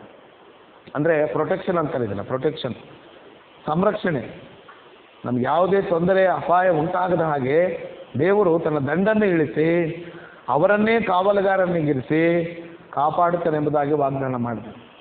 ಆದ್ದರಿಂದ ನಿನ್ನ ಭಕ್ತಿಯ ನೀನೇನು ಮಾಡುತ್ತೆ, ಕಾಪಾಡುತ್ತೆ. ಮನುಷ್ಯರ ಭಕ್ತಿ ಅವ್ರನ್ನೇನು ಮಾಡುತ್ತೆ, ಕಾಪಾಡುತ್ತೆ. ಆದ್ದರಿಂದ ದೇವರಲ್ಲಿ ನಮಗೆ ಭಯಭಕ್ತಿಗಳಂಥ ಜನರನ್ನ ದೇವರು ಎಲ್ಲ ಕಾಲಗಳಲ್ಲಿ ಆಧರಿಸಿ ಕಾಪಾಡ್ತಾನೆ ಎಂಬುದಾಗಿ ದೇವರು ವಾಕ್ಯ ಹೇಳುತ್ತೆ. ಆದ್ದರಿಂದ ದೇವರ ಕಾಯುವಿಕೆ ಯಾರಿಗಿರುತ್ತಂದರೆ ಭಯಭಕ್ತಿಗಳಂಥವ್ರಿಗಿರುತ್ತೆ. ಭಕ್ತಿಹೀನರನ್ನು ದೇವರು ಕಾಯುವುದಿಲ್ಲ, ಭಕ್ತಿಹೀನರನ್ನು ದೇವರು ಕಾಪಾಡೋದಿಲ್ಲ. ಬದಲಾಗಿ ಅವ್ರ ಮೇಲೆ ದೇವರ ಉಗ್ರತೆ, ದೇವರ ಕೋಪ ಅವ್ರ ಮೇಲೆ ಇರುತ್ತೆ. ಆದ್ದರಿಂದ ಭಕ್ತಿಯುಳ್ಳಂಥ ಜನರನ್ನ ಮೂರನೇದಾಗಿ ದೇವರು ಏನು ಹೇಳ್ತೇನೆ ಅಂದರೆ, ಕಾಪಾಡುತ್ತೇನೆ, ಅವರಿಗೆ ಕಾವಲುಗಾರ ಇರಿಸಿ ಕಾಪಾಡುತ್ತೇನೆ ಎಂಬುದಾಗಿ ದೇವರು ಇಲ್ಲಿ ವಾಗ್ದಾನ ಮಾಡ್ತಾ ಇದ್ದಾರೆ. ನಾಲ್ಕನೇದಾಗಿ ನೋಡಿ, ಜ್ಞಾನೋಕ್ತಿಗಳ ಪುಸ್ತಕ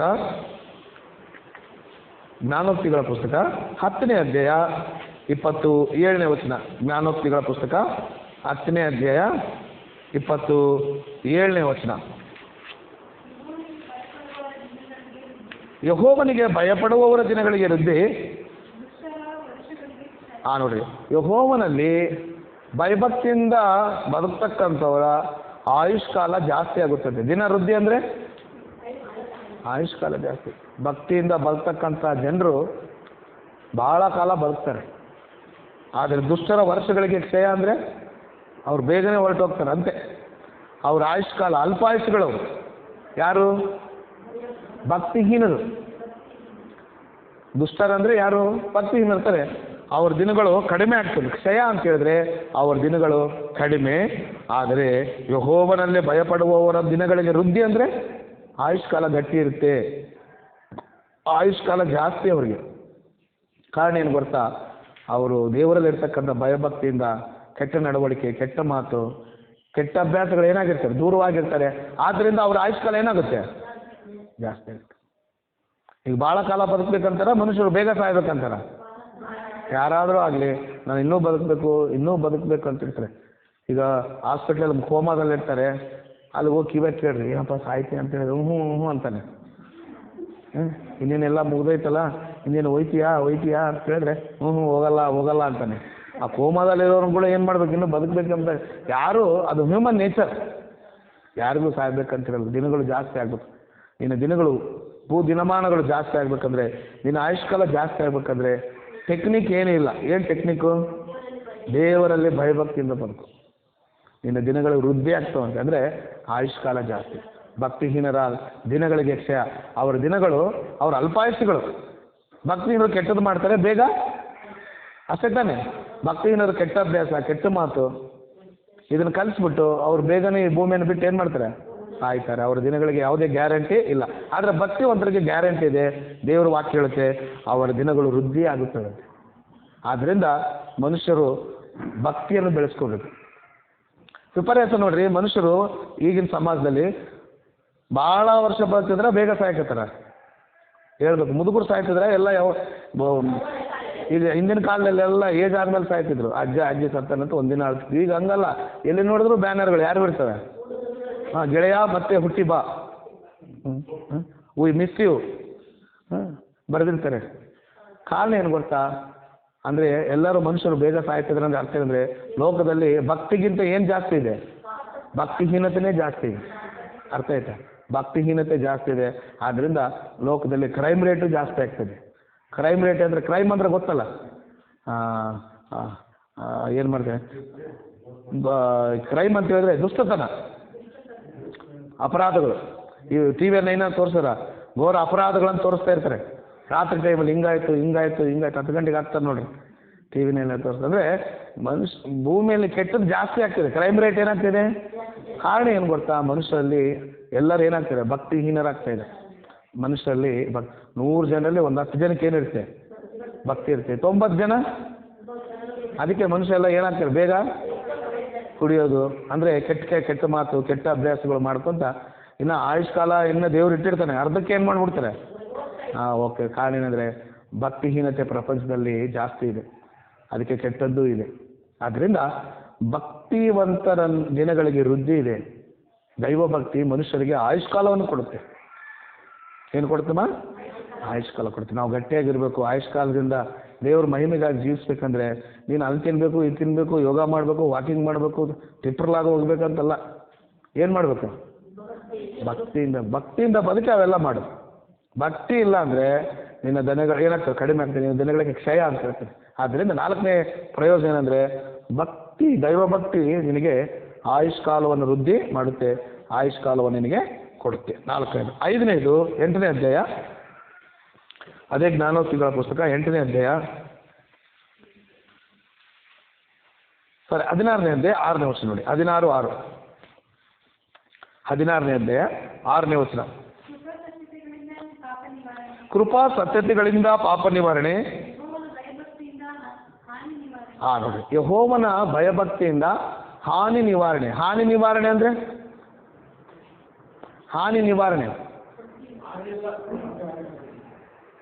ಕ್ರಿಮಿ ಕೀಟಕ ನಿವಾರಣೆ ಅಂತ ಬರೆದಿರ್ತಾರೆ. ನೋಡಿದ್ದೀರಾ? ಔಷಧ ಕೊಡ್ತಾರೆ, ಕ್ರಿಮಿ ಕೀಟ ನಿವಾರಣೆ ಆಗುತ್ತೆ. ನಿವಾರಣೆ ಅಂದರೆ ಇಲ್ಲದಂತೆ ಮಾಡೋದು. ಮನುಷ್ಯನಿಗೆ ಎದುರಾಗುವಂಥ ಎಲ್ಲ ಹಾನಿಗಳಿರ್ತಾನೆ ಮನುಷ್ಯರಿಗೆ. ಹಾನಿ ಅಂದರೆ ಗೊತ್ತಾದ್ರೆ ಕೆಟ್ಟದಾಗೋದು ಹಾನಿ ಅಂತಾರೆ ನೋಡಿ. ಮನುಷ್ಯರಿಗೆ ಹಾನಿಕರವಾದ ಅನೇಕ ಸಂಗತಿಗಳು ಲೋಕದಲ್ಲಿ ಸಮಾಜದಲ್ಲಿ ಉಂಟು. ಅದಕ್ಕೆ ಹಾನಿ ನಿವಾರಣೆ ಅಥವಾ ಹಾನಿ ನಿವಾರಣೆ ಆಗ್ಬೇಕಂತೇಳಿ ಮನುಷ್ಯ ಏನು ಮಾಡ್ತಾರೆ? ಪೂಜೆ ಪುನಸ್ಕಾರ ಸ್ವಾಮೀಜಿಗಳ ಹತ್ರ ಹೋಗ್ತಾರೆ. ಅವ್ರಿಗೇನು ಕೊಡ್ತಾರೆ? ದಕ್ಷಿಣೆ ಕೊಟ್ಬಿಟ್ಟು ಅವ್ರು ಹೇಳ್ದಂಗೆ ಮಾಡ್ತಾರೆ. ನಮಗೆ ದೊಡ್ಡ ಹಾನಿ ಇದೆ, ಈ ಹಾನಿ ನಿವಾರಣೆ ಆಗ್ಬೇಕಾದ್ರೆ ತಗೊಂಡೋಗಿ ಅಲ್ಲಿ ಮನೇಲಿ ಕಟ್ಕೋ, ಈ ದಿಕ್ಕಿಗೆ ಕಟ್ಟು ಆ ದಿಕ್ಕಿಗೆ ಕಟ್ಟು, ಹಿಂದಕ್ಕೆ ತಿರುಗಿ ನೋಡ್ಬೇಡ, ಹಂಗೇ ಮನೆಗೆ ಹೋಗ್ಬಿಡು ಅಂತ ಹೇಳ್ತಾರೆ. ನೋಡಿದ್ರೆ ಹಿಂದಕ್ಕೆ ತಿರುಗಿದ್ರೆ ಮತ್ತೆ ಹೋಗ್ತೀನಿ ನೋಡೋದು ಇವನು ಚಡಪಡಿಸ್ತಾ ಹೋಗ್ತಾ ಇರ್ತಾನೆ. ಏನು ಹಾನಿ ನಿವಾರಣೆ ಆಗ್ಬೇಕು. ದೇವ್ರ ಹೆಸರು ಹೇಳ್ತಾ ಇರ್ತಾರೆ ಹಾನಿ ನಿವಾರಣೆ ಆಗ್ಬೇಕಂದ್ರೆ 100 ಸಲ ಇದನ್ನ 1000 ಸಲನು ನಿನಗೆ ಹಾನಿ ಏನಾಗುತ್ತೆ? ಹಾನಿ ನಿವಾರಣೆ ಆಗ್ಬೇಕಾದ್ರೆ ಏನೂ ಮಾಡಬೇಕಾಗಿಲ್ಲ, ಭಕ್ತಿಯೇ ನಿನಗೆ ಹಾನಿ ನಿವಾರಣೆ ಮಾಡುತ್ತೆ. ಮನುಷ್ಯರಿಗೆ ಭಯಭಕ್ತಿ ಉಳ್ಳವರಿಗೆ ಹಾನಿಗಳು ಬಂದರೂ ಅದನ್ನು ದೇವ್ರು ಏನು ಮಾಡ್ತಾನೆ? ನಿವಾರಣೆ ಮಾಡ್ತಾನೆ, ತೆಗೆದಾಕ್ತಾನೆ. ನೀನೇನು ಮಾಟ ಮಂತ್ರ ಮಾಡಬೇಕಾಗಿಲ್ಲ, ನಿಂಬೆಹಣ್ಣು ಕಟ್ಕೋಬೇಕಾಗಿಲ್ಲ, ಮೆಣಸಿನಕಾಯಿ ಅಂತೂ ಕಟ್ಕೊಡ್ಬೇಕಾದ ಅವಶ್ಯಕತೆನೂ ಇಲ್ಲ, ಮನೆ ಮುಂದೆ ರಂಗೋಲಿ ಹಾಕ್ಬೇಕಾಗಿಲ್ಲ, ರಂಗೋಲಿ ಹಾಕಿ ಅದ್ರ ಮೇಲೆ ಬೊಂಬೆನೂ ಇಡಬೇಕಾಗಿಲ್ಲ. ನೋಡಿದ್ರ ಮನೆ ಮುಂದೆ ರಂಗೋಲಿ ಹಾಕಿ ಅದನ್ನ ಮಾಡಿ ಬೊಂಬೆ ಇಡ್ತಾರೆ. ಏನಾಗಬೇಕು? ಅವನೋ ತಲೆಕೆಟ್ಟೋ ನಮಗೆಲ್ಲ ಹಾನಿ ಮಾಡೋನೆ, ಕುಂಬಳಕಾಯಿ ಕುಂದಿರಿಸ್ಬಿಟ್ಟಾನೆ, ಆಮೇಲೆ ಕರಿ ಕೋಳಿ ಕಟ್ಬಿಟ್ಟವನೇ, ನೋಡಿದ್ರದೇನ ನೀವು ಕಟ್ಬಿಟ್ಟವನೇ, ಅವ್ನು ಬರಬಾರ್ದು ಹಾನಿ, ಇಷ್ಟೊಂದು ಹಾನಿ ಮಾಡ್ಬಿಟ್ಟೆ, ಯಾವನಿಗೆ ಬಂದಿತ್ತೆ ಕುಟ್ಕೊಂಡು ಹೋಗಂತ ಬೈತಿರ್ತಾರೆ ಮನುಷ್ಯರು. ಹಾನಿ ನಿವಾರಣೆ ಆಗಬೇಕಾದ್ರೆ ಬೇರೆ ಏನು ಟೆಕ್ನಿಕ್ ಇಲ್ಲ. ದೇವ್ರ ವಾಕ್ಯ ಹೇಳುತ್ತೆ, ಯೆಹೋವನ ಭಯಭಕ್ತಿಯು ಹಾನಿ ನಿವಾರಣೆ ಮಾಡುತ್ತಂತೆ. ಅರ್ಥ ಆಯ್ತಾ? ಯಾವ ಹಾನಿಗೂ ತುತ್ತಾಗಲ್ಲ ಅವರು. ಯಾರು? ದೈವಭಕ್ತಿ ಉಳ್ಳವರು ಯಾವ ಹಾನಿಗೂ ತುತ್ತಾಗಲ್ಲ. ಒಂದು ವೇಳೆ ಬಂದರೂ ಅದನ್ನು ದೇವ್ರು ಏನು ಮಾಡ್ತಾನೆ? ನಿವಾರಣೆ ಮಾಡ್ತಾನೆ. ಭಕ್ತಿಹೀನರಿಲ್ಲ, ಅವರು ಭಕ್ತಿಹೀನರು ಹಾನಿಗೆ ತುತ್ತಾಗ್ತಾರೆ. ಏನಮ್ಮ? ಅದಕ್ಕೆ ನಾನು ಏನು ಹೇಳ್ತೀನಿ ಅಂದರೆ, ಎಲ್ಲೇ ಇರು, ಯಾವ ಊರಿನಲ್ಲೇ ಇರು, ಕಾಡಿನಲ್ಲಿರು, ಊರಿನಲ್ಲಿರು, ಸಿಟಿಯಲ್ಲಿರು, ವಿಲೇಜಲ್ಲಿರು, ಹಳ್ಳಿಯಾಗಿರು, ಡೆಲ್ಲಿಯಾಗಿರು, ಹೆಂಗಿರು ದೇವರ ಭಕ್ತಿಯಿಂದ ಇರು. ಯಾವತ್ತೂ ಭಕ್ತಿ ಮರಿಬೇಡ. ಅದರಿಂದ ನಿನಗೆ ಬೆನಿಫಿಟ್. ನೀನು ಚಿಕ್ಕವಳ ದೊಡ್ಡವಳ, ಚಿಕ್ಕವರು ದೊಡ್ಡವರು ಭಕ್ತಿ ತೋರ್ಸೋಕ್ಕೆ ಚಿಕ್ಕವರು ದೊಡ್ಡವರೇನೋ ಇಲ್ಲ. ಯಾರಾದರೂ ದೇವರಲ್ಲಿ ಹೆಂಗಿರ್ಬೋದು? ಸಣ್ಣವರಾಗಲಿ ದೊಡ್ಡವರಾಗಲಿ ಯಾರಾದರೂ ಆಗಿರಲಿ, ತನ್ನಲ್ಲಿ ಭಯಭಕ್ತಿ ಉಳ್ಳವರನ್ನು ದೇವ್ರು ಏನು ಮಾಡ್ತಾನೆ? ಆಶೀರ್ವದಿಸ್ತಾನೆ. ಹಾನಿಯಿಂದ ಏನು ಮಾಡ್ತಾನೆ? ನಿವಾರಣೆ. ನೀನೇನು ದುಡ್ಡು ಖರ್ಚು ಮಾಡೋದು ಬೇಕಾಗಿಲ್ಲ. ಇವತ್ತು ಪ್ರಪಂಚದಲ್ಲೆಲ್ಲ ಕೂಡ ಹಾನಿ ನಿವಾರಣೆ ಮಾಡ್ತಕ್ಕಂಥ ಜೋಯಿಷರು, ಪುರೋಹಿತರು ಅದನ್ನೇ ಒಂದು ಶಾಸ್ತ್ರ ಮಾಡ್ಕೊಂಡಿದ್ದಾರೆ. ಈ ಹಳ್ಳಿಯಲ್ಲಿ ಭಾಳ ಪ್ರಾಬ್ಲಮ್ ಇದು. ಹಳ್ಳಿ ಜನ ಈ ಸಿಟಿ ಲೈಫ್ಗಿಂತ, ಸಿಟಿಯಲ್ಲಿ ಅಷ್ಟು ಜನ ನಂಬಲ್ಲ, ಆದರೆ ಹಳ್ಳಿಗಳಲ್ಲಿ ಒಳ್ಳೆ ಸ್ವಾಮೀಜಿ ಇದ್ದಾನೆ, ಗುಡ್ಡಕ್ಕೆ ಹೋಗಿ ಬಂದಿದ್ದೆ, ಬೆಟ್ಟಕ್ಕೆ ಹೋಗಿ ಬಂದಿದ್ದೆ, ಬೆಟ್ಟದ ಪುರಕ್ಕೆ ಹೋಗಿದ್ದೆ, ಮರದ ಪುರಕ್ಕೆ ಹೋಗಿದ್ದೆ, ಅಲ್ಲಿ ಒಬ್ಬರು ಕೂತಾರೆ, ಬನ್ನಿ ನಿಮ್ಗೆ ಯಾರೋ ಕೇಡ್ ಮಾಡಿದ್ದಾರೆ, ನಿಮ್ಗೆ ತುಂಬ ಹಾನಿ ಇದೆ, ನಾಳೆ ರಾತ್ರಿಗೆ ರೊಕ್ಕ ಕಟ್ಕೊಂಡು ಸತ್ತೋಗ್ತೆ ಅಂದ್ಬಿಟ್ಟೆ ಇವ್ನಿಗೆ ಏನಾಗುತ್ತೆ? ಬಡ್ರಿ ಇವತ್ತು ಬಸ್ ಹತ್ತು ಹೋಗ್ಬಿಡ್ತಾರೆ. ದಿನ ಎಲ್ಲ ಹೋಗಿ ಕೂತ್ಕೊಂಡು ಅವ್ರು ಹೇಳಿದ್ರು ಮಾಡಿ ಬರ್ತಾರೆ. ಮನುಷ್ಯರೇ ಅದೆಲ್ಲ ಮೂಢನಂಬಿಕೆ. ಅದರಿಂದ ತಿಳ್ಕೊಳ್ಳಿ, ಭಕ್ತಿಯಿಂದ ಬದುಕ್ತಕ್ಕಂಥ ಮನುಷ್ಯರನ್ನ ದೇವರ ಹಾನಿಯಿಂದ ಹಾನಿ ನಿವಾರಣೆ ಆಗಬೇಕಂದ್ರೆ ಭಕ್ತಿಯಿಂದ ಬದುಕು, ಅಷ್ಟೇ ಸಾಕು. ಭಕ್ತಿಯಿಂದ ಬದುಕ್ತಕ್ಕಂಥ ಮನುಷ್ಯರಿಗೆ ಎಂಥದೇ ಹಾನಿ ಬಂದರೂ ದೇವ್ರು ಏನು ಮಾಡ್ತಾನೆ? ಅದನ್ನ ನಿಮಗೆ ಮಾಡಿದಾನೆ ಇಲ್ಲ ಬದ ಮಾಡಿದಾನ? ಎಲ್ಲರಿಗೂ ಮಾಡ್ತಾ ಇದ್ದಾನ? ಕಾರಣ ಏನು? ನಾವು ಭಯಭಕ್ತಿ, ನಾವು ತೋರಿಸುವಂಥ ಭಕ್ತಿ ನಮ್ಮನ್ನು ಹಾನಿಯಿಂದ ಕಾಪಾಡಿದೆ. ಇಲ್ಲಾಂದರೆ ಯಾವಾಗೋ ಹಾನಿಗೆ ಏನಾಗಬೇಕಾಗಿತ್ತು? ನಾವು ನಿಜವಾಗ್ಲ ಹಾನಿಗೆ ಯಾವತ್ತೂ ನಾವು ಸಾಯ್ಬೇಕಾಗಿತ್ತು. ಹಾನಿಗೆ ಅವ್ರು ನಮ್ಗೆ ಬರ್ತಕ್ಕಂಥ ಹಾನಿಗಳು ನೋಡಿದ್ರೆ ನಾವು ಯಾವತ್ತೂ ಈ ಲೋಕವನ್ನು ಬಿಟ್ಟು ನಾಶ ಆಗಬೇಕಾಗಿತ್ತು. ಆದರೆ ಅದ್ರ ಸುಳಿವು ಕೂಡ ಬರಲಾರ್ದಂಗೆ ದೇವ್ರು ಏನು ಮಾಡಿದ್ದಾನೆ? ಕಾರಣ ಏನು ಗೊತ್ತಿನ ಭಕ್ತಿನ ಬೇರೆ ಏನಲ್ಲ. ನಮ್ಮ ಉದ್ಯೋಗ, ನಾವು ಚೆನ್ನಾಗಿ, ಹೌದೌದು, ನೋಡಿ ಹಾನಿ ನಿವಾರಣೆ ಆಗುತ್ತೆ. ಮನೆ ಕಟ್ಟೋದಕ್ಕೂ ಒಂದು ಹಾನಿ ಅಂದರೆ, ಮನೆ ಕಟ್ಟಿದ ಮೇಲೆ ಇನ್ನೊಂದು ಹಾನಿ. ಬೊಂಬೆ ಹಾಕಿ ದಿಷ್ಟಿ ಬೀಳುತ್ತೆ, ಅದು ಬೀಳುತ್ತೆ. ಬೊಂಬೆ ಹಾಕಿಲ್ಲ ಅಂದರೆ ನಿಮ್ಗೆ ಅದಾಗುತ್ತೆ, ಇದಾಗುತ್ತೆ. ತೀರಾ ಮನೆ ಕಟ್ಬಿಟ್ಟು ಯಾವೊಂದೋ ದೇವದ ಬೊಂಬೆ ಹಾಕ್ತಾರೆ ಮನೆಗೆ, ದಿಷ್ಟಿ ಆಗುತ್ತೆ, ಕಣ್ಣು ಬಿಡ್ತಾರೆ. ಕಣ್ಣು ಬಿಟ್ಟರೆ ಸುಟ್ಟೋಗ್ಬಿಡುತ್ತೆ ಮನೆ. ನನ್ನ ಕಣ್ಣಿಗೆ ಅಷ್ಟು ಪವರ್ ಇದೆಯಾ? ಈಗ ಸರಿತಾ ಸಿಸ್ಟರ್ ಇದ್ದಾರೆ, ಹಿಂಗೆ ಕಟ್ಟಿದ್ರು, ಹಿಂಗೆ ನೋಡಿದ್ರು, ಏನು ಸರಿತಾ ಸಿಸ್ಟರ್ ಹಿಂಗೆ ನೋಡಿದ್ಕೊಳ್ಳೆ ಬಿಟ್ಬಿಡ್ತಾ ಮನೆ? ಯಾರು ಹೇಳಿದ್ದು? ಕಣ್ಣಿಗೆ ಏನು ಪವರ್ ಇದೆ? ಆ ಕಣ್ಣು ಇಲ್ಲ, ಕೆಟ್ಟ ಕಣ್ಣು, ಆ ಗಣ್ಣು ಈ ಗಣ್ಣು ಮೆಳಗಣ್ಣು ಅಂತ ಬೈತಿರ್ತಾರೆ. ಕಣ್ಣಲ್ಲಿ ಏನಿಲ್ಲ, ಹಿಂಗೆ ನೋಡಿದ ಕೂಡಲೇ ಸುಟ್ಟೋಗೋಕ್ಕೆ. ಹಂಗಂದ್ರೆ ನಂಗೆ ಭಾಳ ಜನ ಆಗಲ್ಲ, ಎಲ್ಲರೂ ನೋಡ್ಬಿಡ್ತೀನಿ. ಹಂಗಾದ್ರೆ ಕುಮಾರ್ ಭದ್ರ ಆಗಲ್ಲ, ಹಿಂಗೆ ನೋಡ್ಬಿಟ್ಟು ಸುಟ್ಟೋಗ್ಬಿಡ್ತಾರೆ ಅವರು. ಕಣ್ಣಿಗೆ ಅಷ್ಟು ಪವರ್ ಇದ್ರೆ ನೀವು ಯಾರು ಉಳಿಯಲ್ಲ, ನಾನು ಉಳಿಯಲ್ಲ. ನನ್ನ ಕಣ್ಣಿಂದ ನಿಮ್ಮನ್ನು ಹಾನಿ ಮಾಡ್ತೀನಿ, ನಿಮ್ಮ ಕಣ್ಣಿಂದ ದೃಷ್ಟಿ ದೋಷ, ಅವೆಲ್ಲ ಸುಳ್ಳು, ಸುಮ್ಮನೆ. ಅದಕ್ಕೆ ಅದು ಕಟ್ಟ್ರಿ ಇದು ಕಟ್ಟ್ರಿ ಹಾನಿ ಆಗುತ್ತೆ ಅಂತೇಳಿ ಬ್ರದರ್ಗೆಲ್ಲ ಇದ್ದಾರೆ. ದೇವ್ರ ಮಕ್ಕಳು ಭಯಭಕ್ತಿಯಿಂದವರು ಯಾವ ಬೊಂಬೆಗೂ ಹೋದಲ್ಲ, ಯಾವ ನಿಂಬೆಹಣ್ಣಿಗೂ ಎದುರಲ್ಲ. ಅರ್ಥ ಆಯ್ತಾ? ಯಾವ ದೆವ್ವಾಗೂ ಎದುರಲ್ಲ, ಯಾವ ಭೂತಕ್ಕೂ ಎದುರಲ್ಲ, ಯಾವ ಶಕ್ತಿಗೂ ಎದುರಲ್ಲ. ಯಾಕಂದರೆ ಎಲ್ಲ ಶಕ್ತಿಗಳಿಂದ ದೊಡ್ಡವನಾದ ಸರ್ವಶಕ್ತನಾದ ದೇವ್ರು ನಂಬಿರ್ತಕ್ಕಂಥ ನಾನು. ದೇವ್ರ ಶಕ್ತಿ ಮುಂದೆ ಯಾವ ಶಕ್ತಿ ಇದೆ ಹೇಳ್ರಿ ನೋಡೋಣ ನೀವು. ಏನಮ್ಮ, ದೇವ್ರ ಶಕ್ತಿಗಿಂತ ದೊಡ್ಡ ಶಕ್ತಿ ಪಿರಿಯಾಪಟ್ಟಣದಲ್ಲಿ ಯಾವುದಿದೆ? ಮತ್ತಿನ್ನೇನು ಆ ಭೂತ ಗೀತ ಅದು ಇದು ಎಲ್ಲ ದೇವ್ರ ಶಕ್ತಿಗಿಂತ ಅಂತ ಸರ್ವಶಕ್ತನಾದ ದೇವ್ರು ನಂಬಿದ ಮೇಲೆ ನನಗೆ ಯಾವನ್ರಿ ಕೇಡು ಮಾಡೋದು? ನನಗೆ ಯಾವನ್ ಹಾನಿ ಮಾಡೋದು ಆಗುತ್ತಾ? ಆದ್ದರಿಂದ ಭಕ್ತಿ ನಿನಗೆ ಹಾನಿಯನ್ನು ತಪ್ಪಿಸುತ್ತದೆ. ಭಕ್ತಿ ಏನು ಮಾಡುತ್ತೆ? ಹಾನಿಯನ್ನು ತಪ್ಪಿಸುತ್ತೆ. ನೀನು ಯಾರನ್ನೂ ಅಪ್ರೋಚ್ ಆಗಬೇಕಾಗಿಲ್ಲ, ಯಾರನ್ನೂ ಕಾಂಟ್ಯಾಕ್ಟ್ ಮಾಡಬೇಕಾಗಿಲ್ಲ. ನೀನು ಭಕ್ತಿ ನಿನಗೇನು ಮಾಡುತ್ತಂದರೆ ಹಾನಿ ನಿವಾರಣೆ. ನಾವು ಸತ್ಯವೇದೆಲ್ಲ ಓದಿದಾಗ ಭಕ್ತಿಯಿಂದ ಬರತಕ್ಕಂಥ ಜನರಿಗೆ ಅನೇಕ ಹಾನಿಗಳು ಬಂದರು, ದೇವ್ರು ಏನು ಮಾಡಿದ್ದಾನೆ? ನಿವಾರಣೆ. ಬೇರೆ ಏನೂ ಅಲ್ಲ, ಅವ್ರ ಭಕ್ತಿಯನ್ನು ನೋಡೇ. ಅಂದಿಗೂ ಇಂದಿಗೂ ಅದೇ ದೇವರೇ ಇದ್ದಾನೆ. ದೇವರಲ್ಲಿ ಬದಲಾವಣೆ ಇಲ್ಲ, ಮಾರ್ಪಾಟಿಲ್ಲ.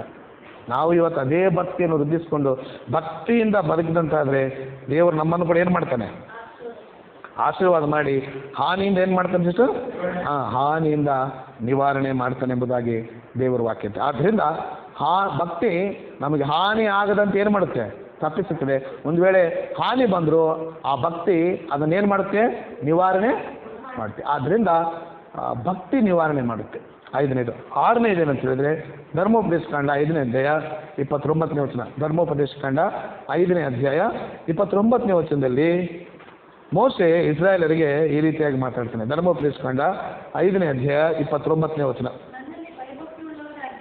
ನನ್ನಲ್ಲಿ ಭಯಭಕ್ತಿ ಉಳ್ಳವರಾಗಿ ನನ್ನ ಆಜ್ಞೆಗಳನ್ನು ಅನುಸರಿಸುವ ಎಷ್ಟೋ ಮೇಲು.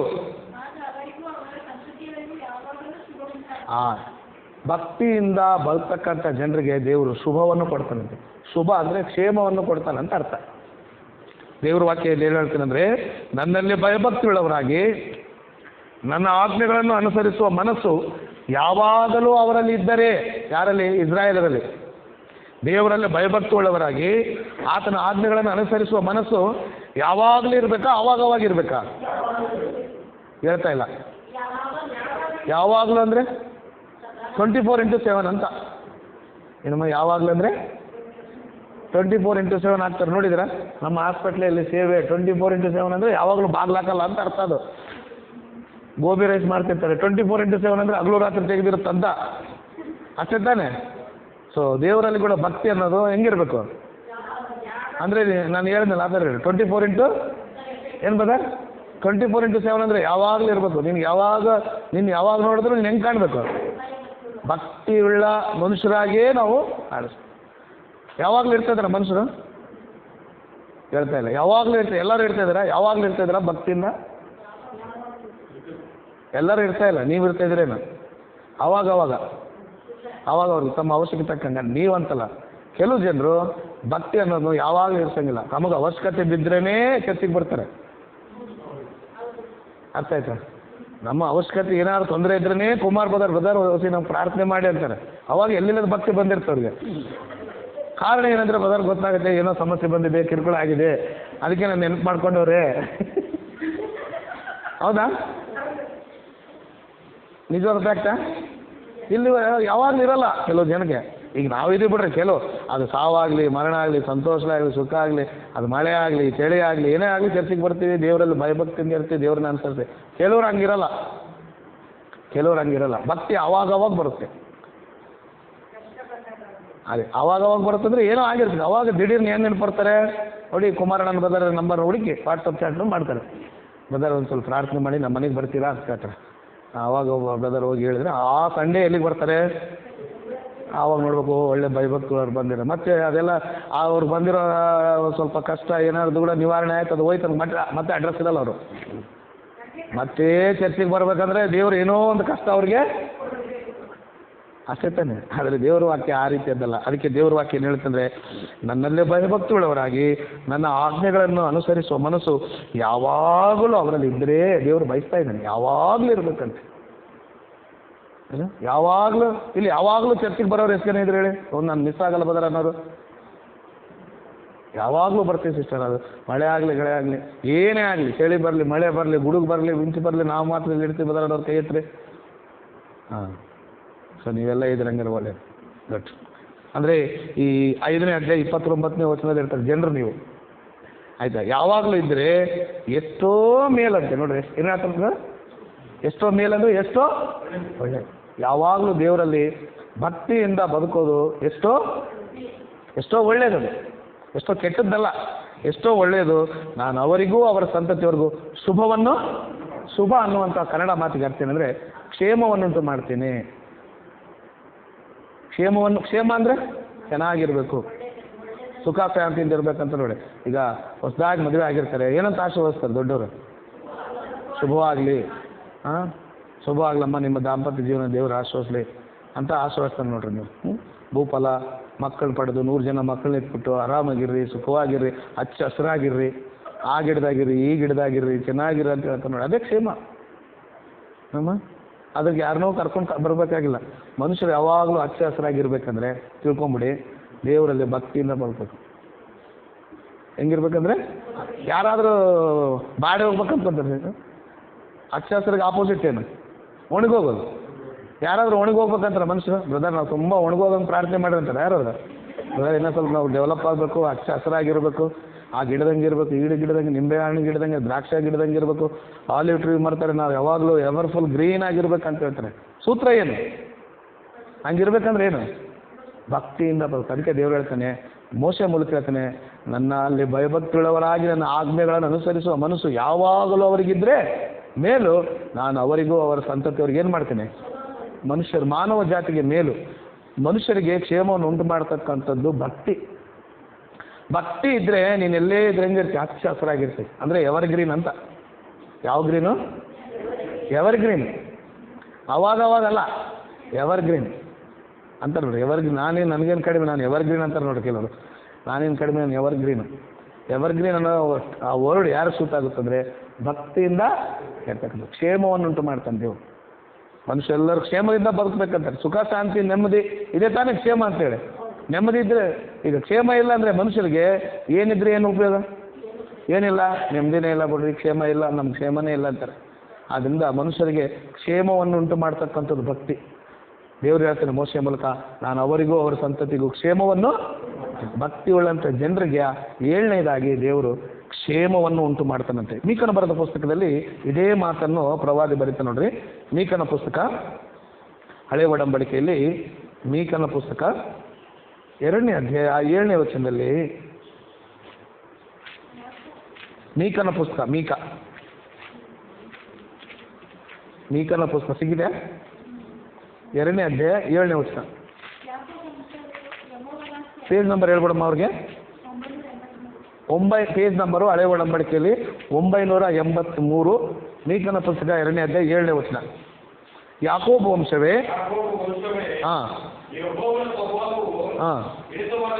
ಹಿಡಿತವಾದದ್ದು ನಿನ್ನ ಕೃತ್ಯಗಳು ಆತನು ಒಂದು ಏಕೆ ಹೇಳುತ್ತಿ? ನನ್ನ ನುಡಿಗಳು, ನೋಡ್ರಿ, ನನ್ನ ನುಡಿಗಳು ಸನ್ಮಾರ್ಗಿಗಳಿಗೆ ಹಿತಕರವಷ್ಟೇ. ಕನ್ನಡದಲ್ಲಿ ಈ ರೀತಿಯಾಗಿದೆ. ತೆಲುಗಿನಲ್ಲಿ ನನ್ನ ಮಾತುಗಳು ಅವರಿಗೆ ಕ್ಷೇಮ ಸಾಧನಗಳಾಗಿವೆ. ಏನು ಬದ? ನನ್ನ ಮಾತುಗಳು ಅವರಿಗೆ ಏನಾಗಿವೆ? ಕ್ಷೇಮ ಸಾಧನೆಗಳು. ಭಕ್ತಿಯಿಂದ ಯಾರು ಇರ್ತಾರೋ ಅವರಿಗೆ ದೇವರ ಮಾತುಗಳೇ ಕ್ಷೇಮ ಸಾಧನಗಳು. ಅಂದರೆ ಕ್ಷೇಮದಿಂದ ಇರ್ತಾರೆ. ಕ್ಷೇಮ ಸಾಧನೆಗಳಂದರೆ ಮನುಷ್ಯ ಅಂದರೆ ಮನೆ ನೆಮ್ಮದಿ ಇರಬೇಕಂದ್ರೆ ಅಲ್ಲೆಲ್ಲ ಏನೋ ಕಟ್ಟಿರ್ತಾರೆ ನೋಡಿದ್ರೆ, ತೆಂಗಿನಕಾಯಿ ಕಟ್ಟಿರ್ತಾರೆ ನೋಡಿ, ಯಾವ್ರ ಮನೆಗನ್ನು ಹೋಗ್ರಿ ಯಾವುದೋ ಒಂದು ಮುಂದೆ ಏನು ಕಟ್ಟಿರ್ತಾರೆ, ಅದು ಕ್ಷೇಮ ಸಾಧನ ಅಂತ. ಕ್ಷೇಮ ಸಾಧನ. ಈಗ ಹೊಸದಾಗಿ ಬೈಕ್ ತಗೊತಾರೆ, ಏನು ಕಟ್ಟಿರ್ತಾರೆ ಅದಕ್ಕೆ? ನಿಂಬೆಹಣ್ಣು, ಆಮೇಲೆ ಒಂದು ಮೆಣಸಿನ್ಕಾಯಿ ಕಟ್ಟಿರ್ತಾರೆ. ಅದಕ್ಕೊಂದು ಕಡ್ಡಿಯಿಂದ ತಗಲಾಕ. ಏನಪ್ಪ ಅಂದರೆ ಬಂಡಿ ಹೆಂಗಿರ್ಬೇಕು? ಕ್ಷೇಮವಾಗಿ. ನಿಂಬೆಹಣ್ಣು ಮೆಣಸಿನ್ಕಾಯಿ ಕಟ್ಬಿಟ್ಟು ಕ್ಷೇಮವಾಗಿರ್ತಾನ? ಹಂಗಾದ್ರೆ 1 kg ಕಟ್ಕೊಂಡ್ಬಿಡ್ತೀನಿ ನಾನು. ಒಂದು ಯಾಕೆ? ಒಂದು ಮೆಣಸಿನ್ಕಾಯಿ ಅಷ್ಟು ಕ್ಷೇಮ ಅಂದರೆ 1 kg ಕಟ್ಟೋಣ. ಹೌದಾನೆ? ನಿಂಬೆಹಣ್ಣು, ತೆಂಗಿನಕಾಯಿ, ನೀನು ಹಾಕೋ ಬೊಂಬೆ, ದೃಷ್ಟಿ ಬೊಂಬೆ, ಇವೆಲ್ಲ ಕ್ಷೇಮ ಸಾಧನಗಳು. ಯಾವ ಕ್ಷೇಮ ಸಾಧನಗಳು? ದೇವರ ಮಾತುಗಳು. ಯಾರು ದೇವರ ಮಾತುಗಳಂತೆ ನಡೆದು ಭಕ್ತಿಯಿಂದ ಬದುಕ್ತಾರೋ ಆತನ ಮಾತುಗಳೇ ಅವ್ರ ಕ್ಷೇಮ ಸಾಧನಗಳು. ಮನೆಯಲ್ಲಿ ಯಾವೋ ವಸ್ತುಗಳು ಇರಬೇಕಾದ ಅವಶ್ಯಕತೆ ಇಲ್ಲ.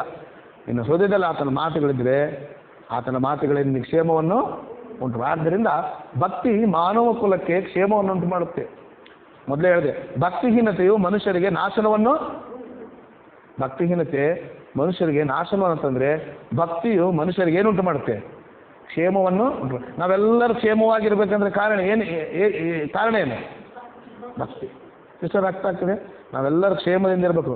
ನಿಮ್ಮೂರಲ್ಲಿ ಎಲ್ಲೇ ಇದ್ದರೂ ಕೂಡ ನಾವೆಲ್ಲರೂ ಕ್ಷೇಮವಾಗಿರ್ಬೇಕಂತ ಹೇಳಿದ್ರೆ ನಮ್ಮೆಲ್ಲರಿಗೂ ಏನಿರಬೇಕು? ಆಗ ನಾವು ಹೆಂಗಿರ್ತೀವಿ? ಕ್ಷೇಮವಾಗಿ. ಭಕ್ತಿ ಮಾನವ ಕುಲಕ್ಕೆ ದೇವರು ಕೊಟ್ಟಂಥ ಒಂದು ವರ. ಅದಕ್ಕೆ ಭಕ್ತಿಯನ್ನು ಏನು ಮಾಡಬೇಕು? ಸಾಧನೆ. ಅದಕ್ಕೆ ಇಹ ಪರಲೋಕಗಳಲ್ಲಿ ಏನಿದೆ? ಜೀವ ವಾಗ್ದಾನ ಉಂಟು. ಎಲ್ಲ ವಿಧದಲ್ಲಿ ಭಕ್ತಿ ಏನಾಗಿದೆ? ಪ್ರಯೋಜನಕರವೂ ಆಗಿದೆ. ಆದ್ದರಿಂದ ಭಕ್ತಿಹೀನತೆಯನ್ನು ತ್ಯಜಿಸಬೇಕು ಮನುಷ್ಯರು. ಭಕ್ತಿಹೀನತೆ ಬಿಟ್ಬಿಡು, ಭಕ್ತಿಯಿಂದ ಬದುಕು. ಭಕ್ತಿಯಿಂದ ಬದುಕಿದ್ರೆ ಎಷ್ಟೊಂದು ಬೆನಿಫಿಟ್ಸ್ನ ದೇವರು ಮಾನವ ಕುಲಕ್ಕೆ ಕೊಟ್ಟಿದ್ದಾನೆ ಅನ್ನೋದನ್ನು ದೇವರ ವಾಕ್ಯನಲ್ಲಿ ನಮಗೆ ಸ್ಪಷ್ಟವಾಗಿ ಹೇಳ್ತಾ ಇದೆ. ಆದ್ದರಿಂದ ಕ್ಷೇಮವನ್ನುಂಟು ಮಾಡ್ತಿದೆ. ನನ್ನ ಮಾತುಗಳೇ ಮನುಷ್ಯರಿಗೆ ಏನಾಗಿವೆ ಅಂದರೆ ಭಕ್ತಿಗಳಂಥ ಮನುಷ್ಯರಿಗೆ ಕ್ಷೇಮ ಸಾಧನೆಗಳಾಗಿವೆ. ನಾವು ಕ್ಷೇಮದಿಂದ ಬದುಕಬೇಕಂತ ಪ್ರಿಯರೇ, ದೇವರಲ್ಲಿರ್ತಕ್ಕಂಥ ಭಯಭಕ್ತಿಯಿಂದನೇ ಆ ಭಕ್ತಿಯೇ ನಮ್ಮನ್ನು ಕಾಪಾಡುತ್ತೆ. ಆ ಭಕ್ತಿಯೇ ನಮಗೇನು ಕೊಡುತ್ತೆ ಅಂದರೆ ಕ್ಷೇಮವನ್ನು ಕೊಡುತ್ತದೆ ಎಂಬುದಾಗಿ ದೇವರ ವಾಕ್ಯ ನಮಗೆ ಸ್ಪಷ್ಟವಾಗಿ ಹೇಳ್ತಾ ಇದೆ. ಕೊನೆಯದಾಗಿ ನೋಡಿ, ಇದೊಂದು ಮಾತು ನೋಡಿಕೊಂಡು ಒಂದು ಮುಗಿಸ್ಕೊಂಬಿಡೋಣಂತೆ. ಜ್ಞಾನೋಕ್ತಿಗಳ ಪುಸ್ತಕ 8ನೇ ಅಧ್ಯಾಯ 13ನೇ ವಚನ.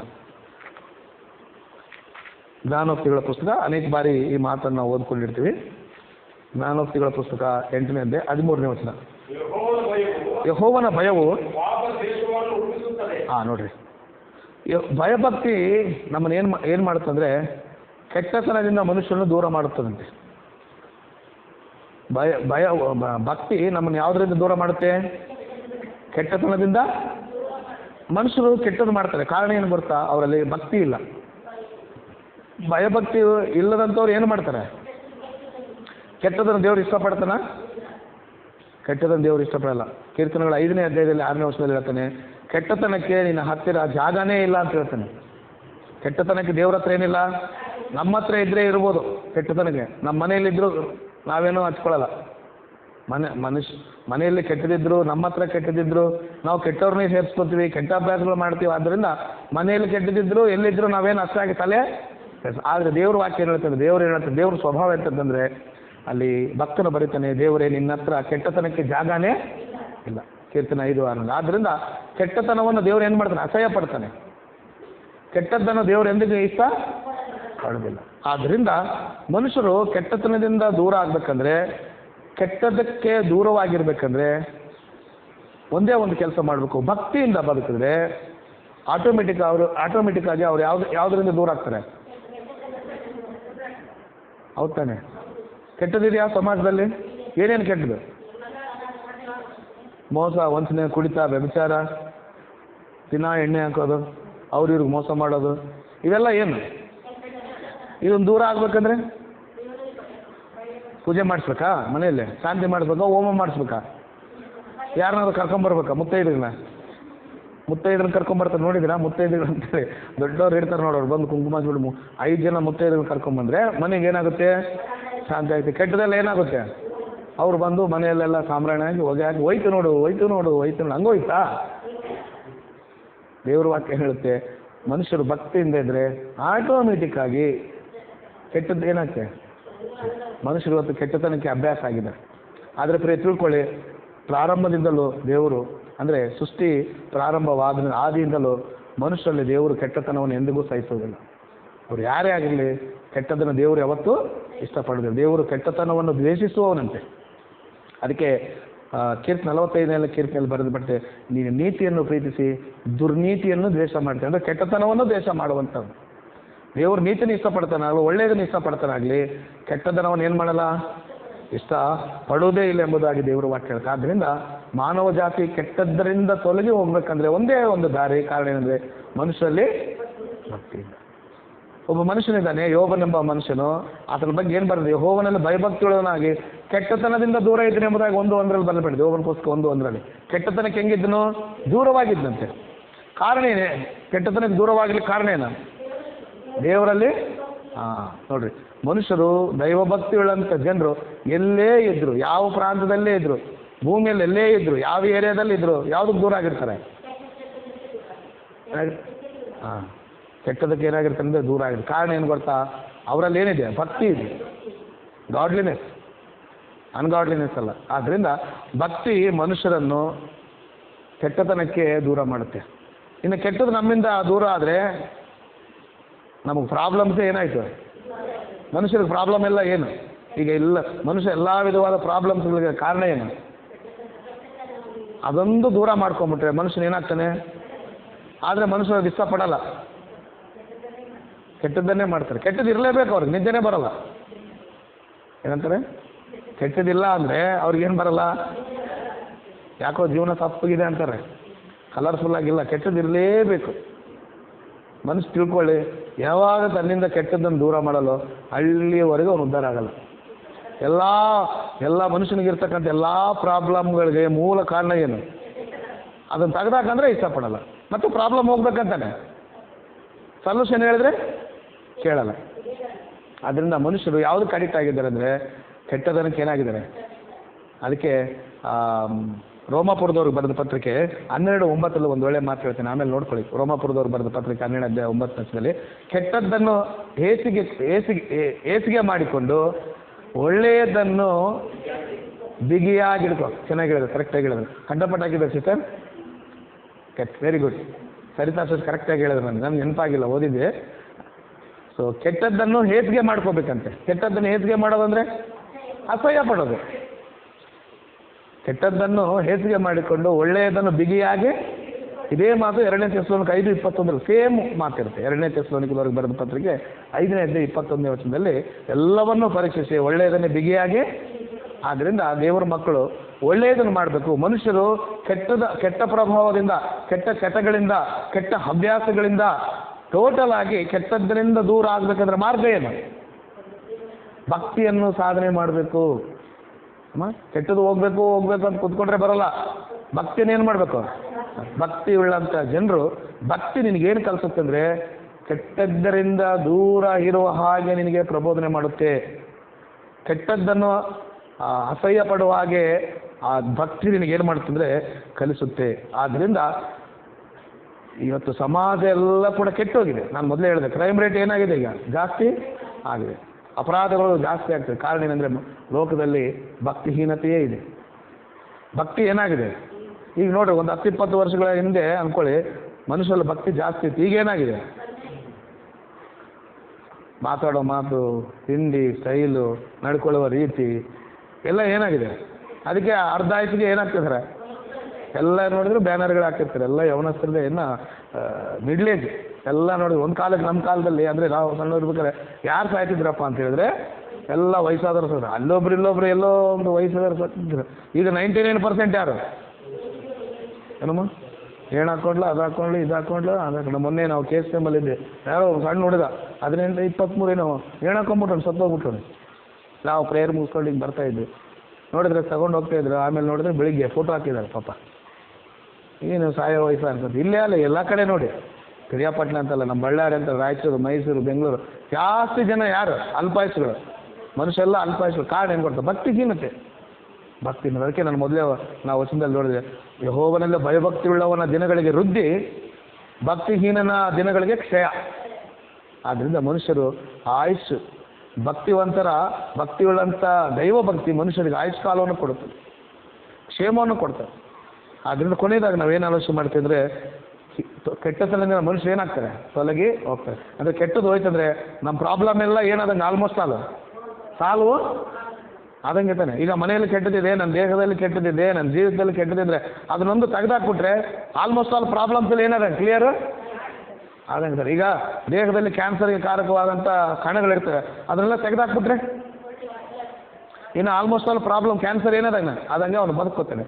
ಇನ್ನೂ ಒಂದು 50% ತೆಗೆದಾಕಿದ್ದಾರೆ, ಒಂದು 10% ಇದೆ ಅಥವಾ ಒಂದು 15% ಇದೆ, ಇನ್ನೂ ಒಂದು 20% ಇದೆ ಅಂದ್ರೆ ಅವ್ನಿಗೇನದು ಬ್ರದರ್ ತೆಗಿಯೋಕೆ ಆಗ್ತಾಯಿಲ್ಲ ಎಲ್ಲ ಅಂತ ಹೇಳ್ತಾರೆ. ಆದರೆ ಯಾವತ್ತಿದ್ರು ಅವ್ನಿಗೇನು ಪೂರ ತೆಗೆದೇನೆ ಆ ಕ್ಯಾನ್ಸರ್ಗೆ ಸಂಬಂಧಕಾರಕವಾದಂಥ ಕಣಗಳೆಲ್ಲ ಆ ಡಾಕ್ಟರ್ಸ್ಗಳು ತೆಗೆದ ಮೇಲೇ ಅವಾಗ ಪ್ರಾಬ್ಲಮ್ ಎಲ್ಲ ಸಾರ್ಟ್ ಔಟು, ಪ್ರಾಬ್ಲಮ್ ಸಾಲ್ವ್ ಆದಂಗೆ ತಾನೆ. ಆದ್ದರಿಂದ ಮನುಷ್ಯರು ಕೆಟ್ಟತನದಿಂದ ದೂರ ಆಗಬೇಕಂದ್ರೆ ಬೇರೆ ಮಾರ್ಗ ಇಲ್ಲ, ಭಕ್ತಿಯನ್ನು ವೃದ್ಧಿ ಮಾಡ್ಕೋಬೇಕು, ಭಕ್ತಿನ ಪ್ರಾಕ್ಟೀಸು ಮಾಡಿ. ಆದರೆ ಮನುಷ್ಯರು ಭಕ್ತಿಯನ್ನು ಪ್ರಾಕ್ಟೀಸ್ ಮಾಡ್ತಾಯಿಲ್ಲ. ಏನು ಪ್ರಾಕ್ಟೀಸ್ ಮಾಡ್ತಿದ್ರೆ? ಭಕ್ತಿಹೀನತೆಯನ್ನು ಏನು ಮಾಡ್ತಿದ್ರೆ?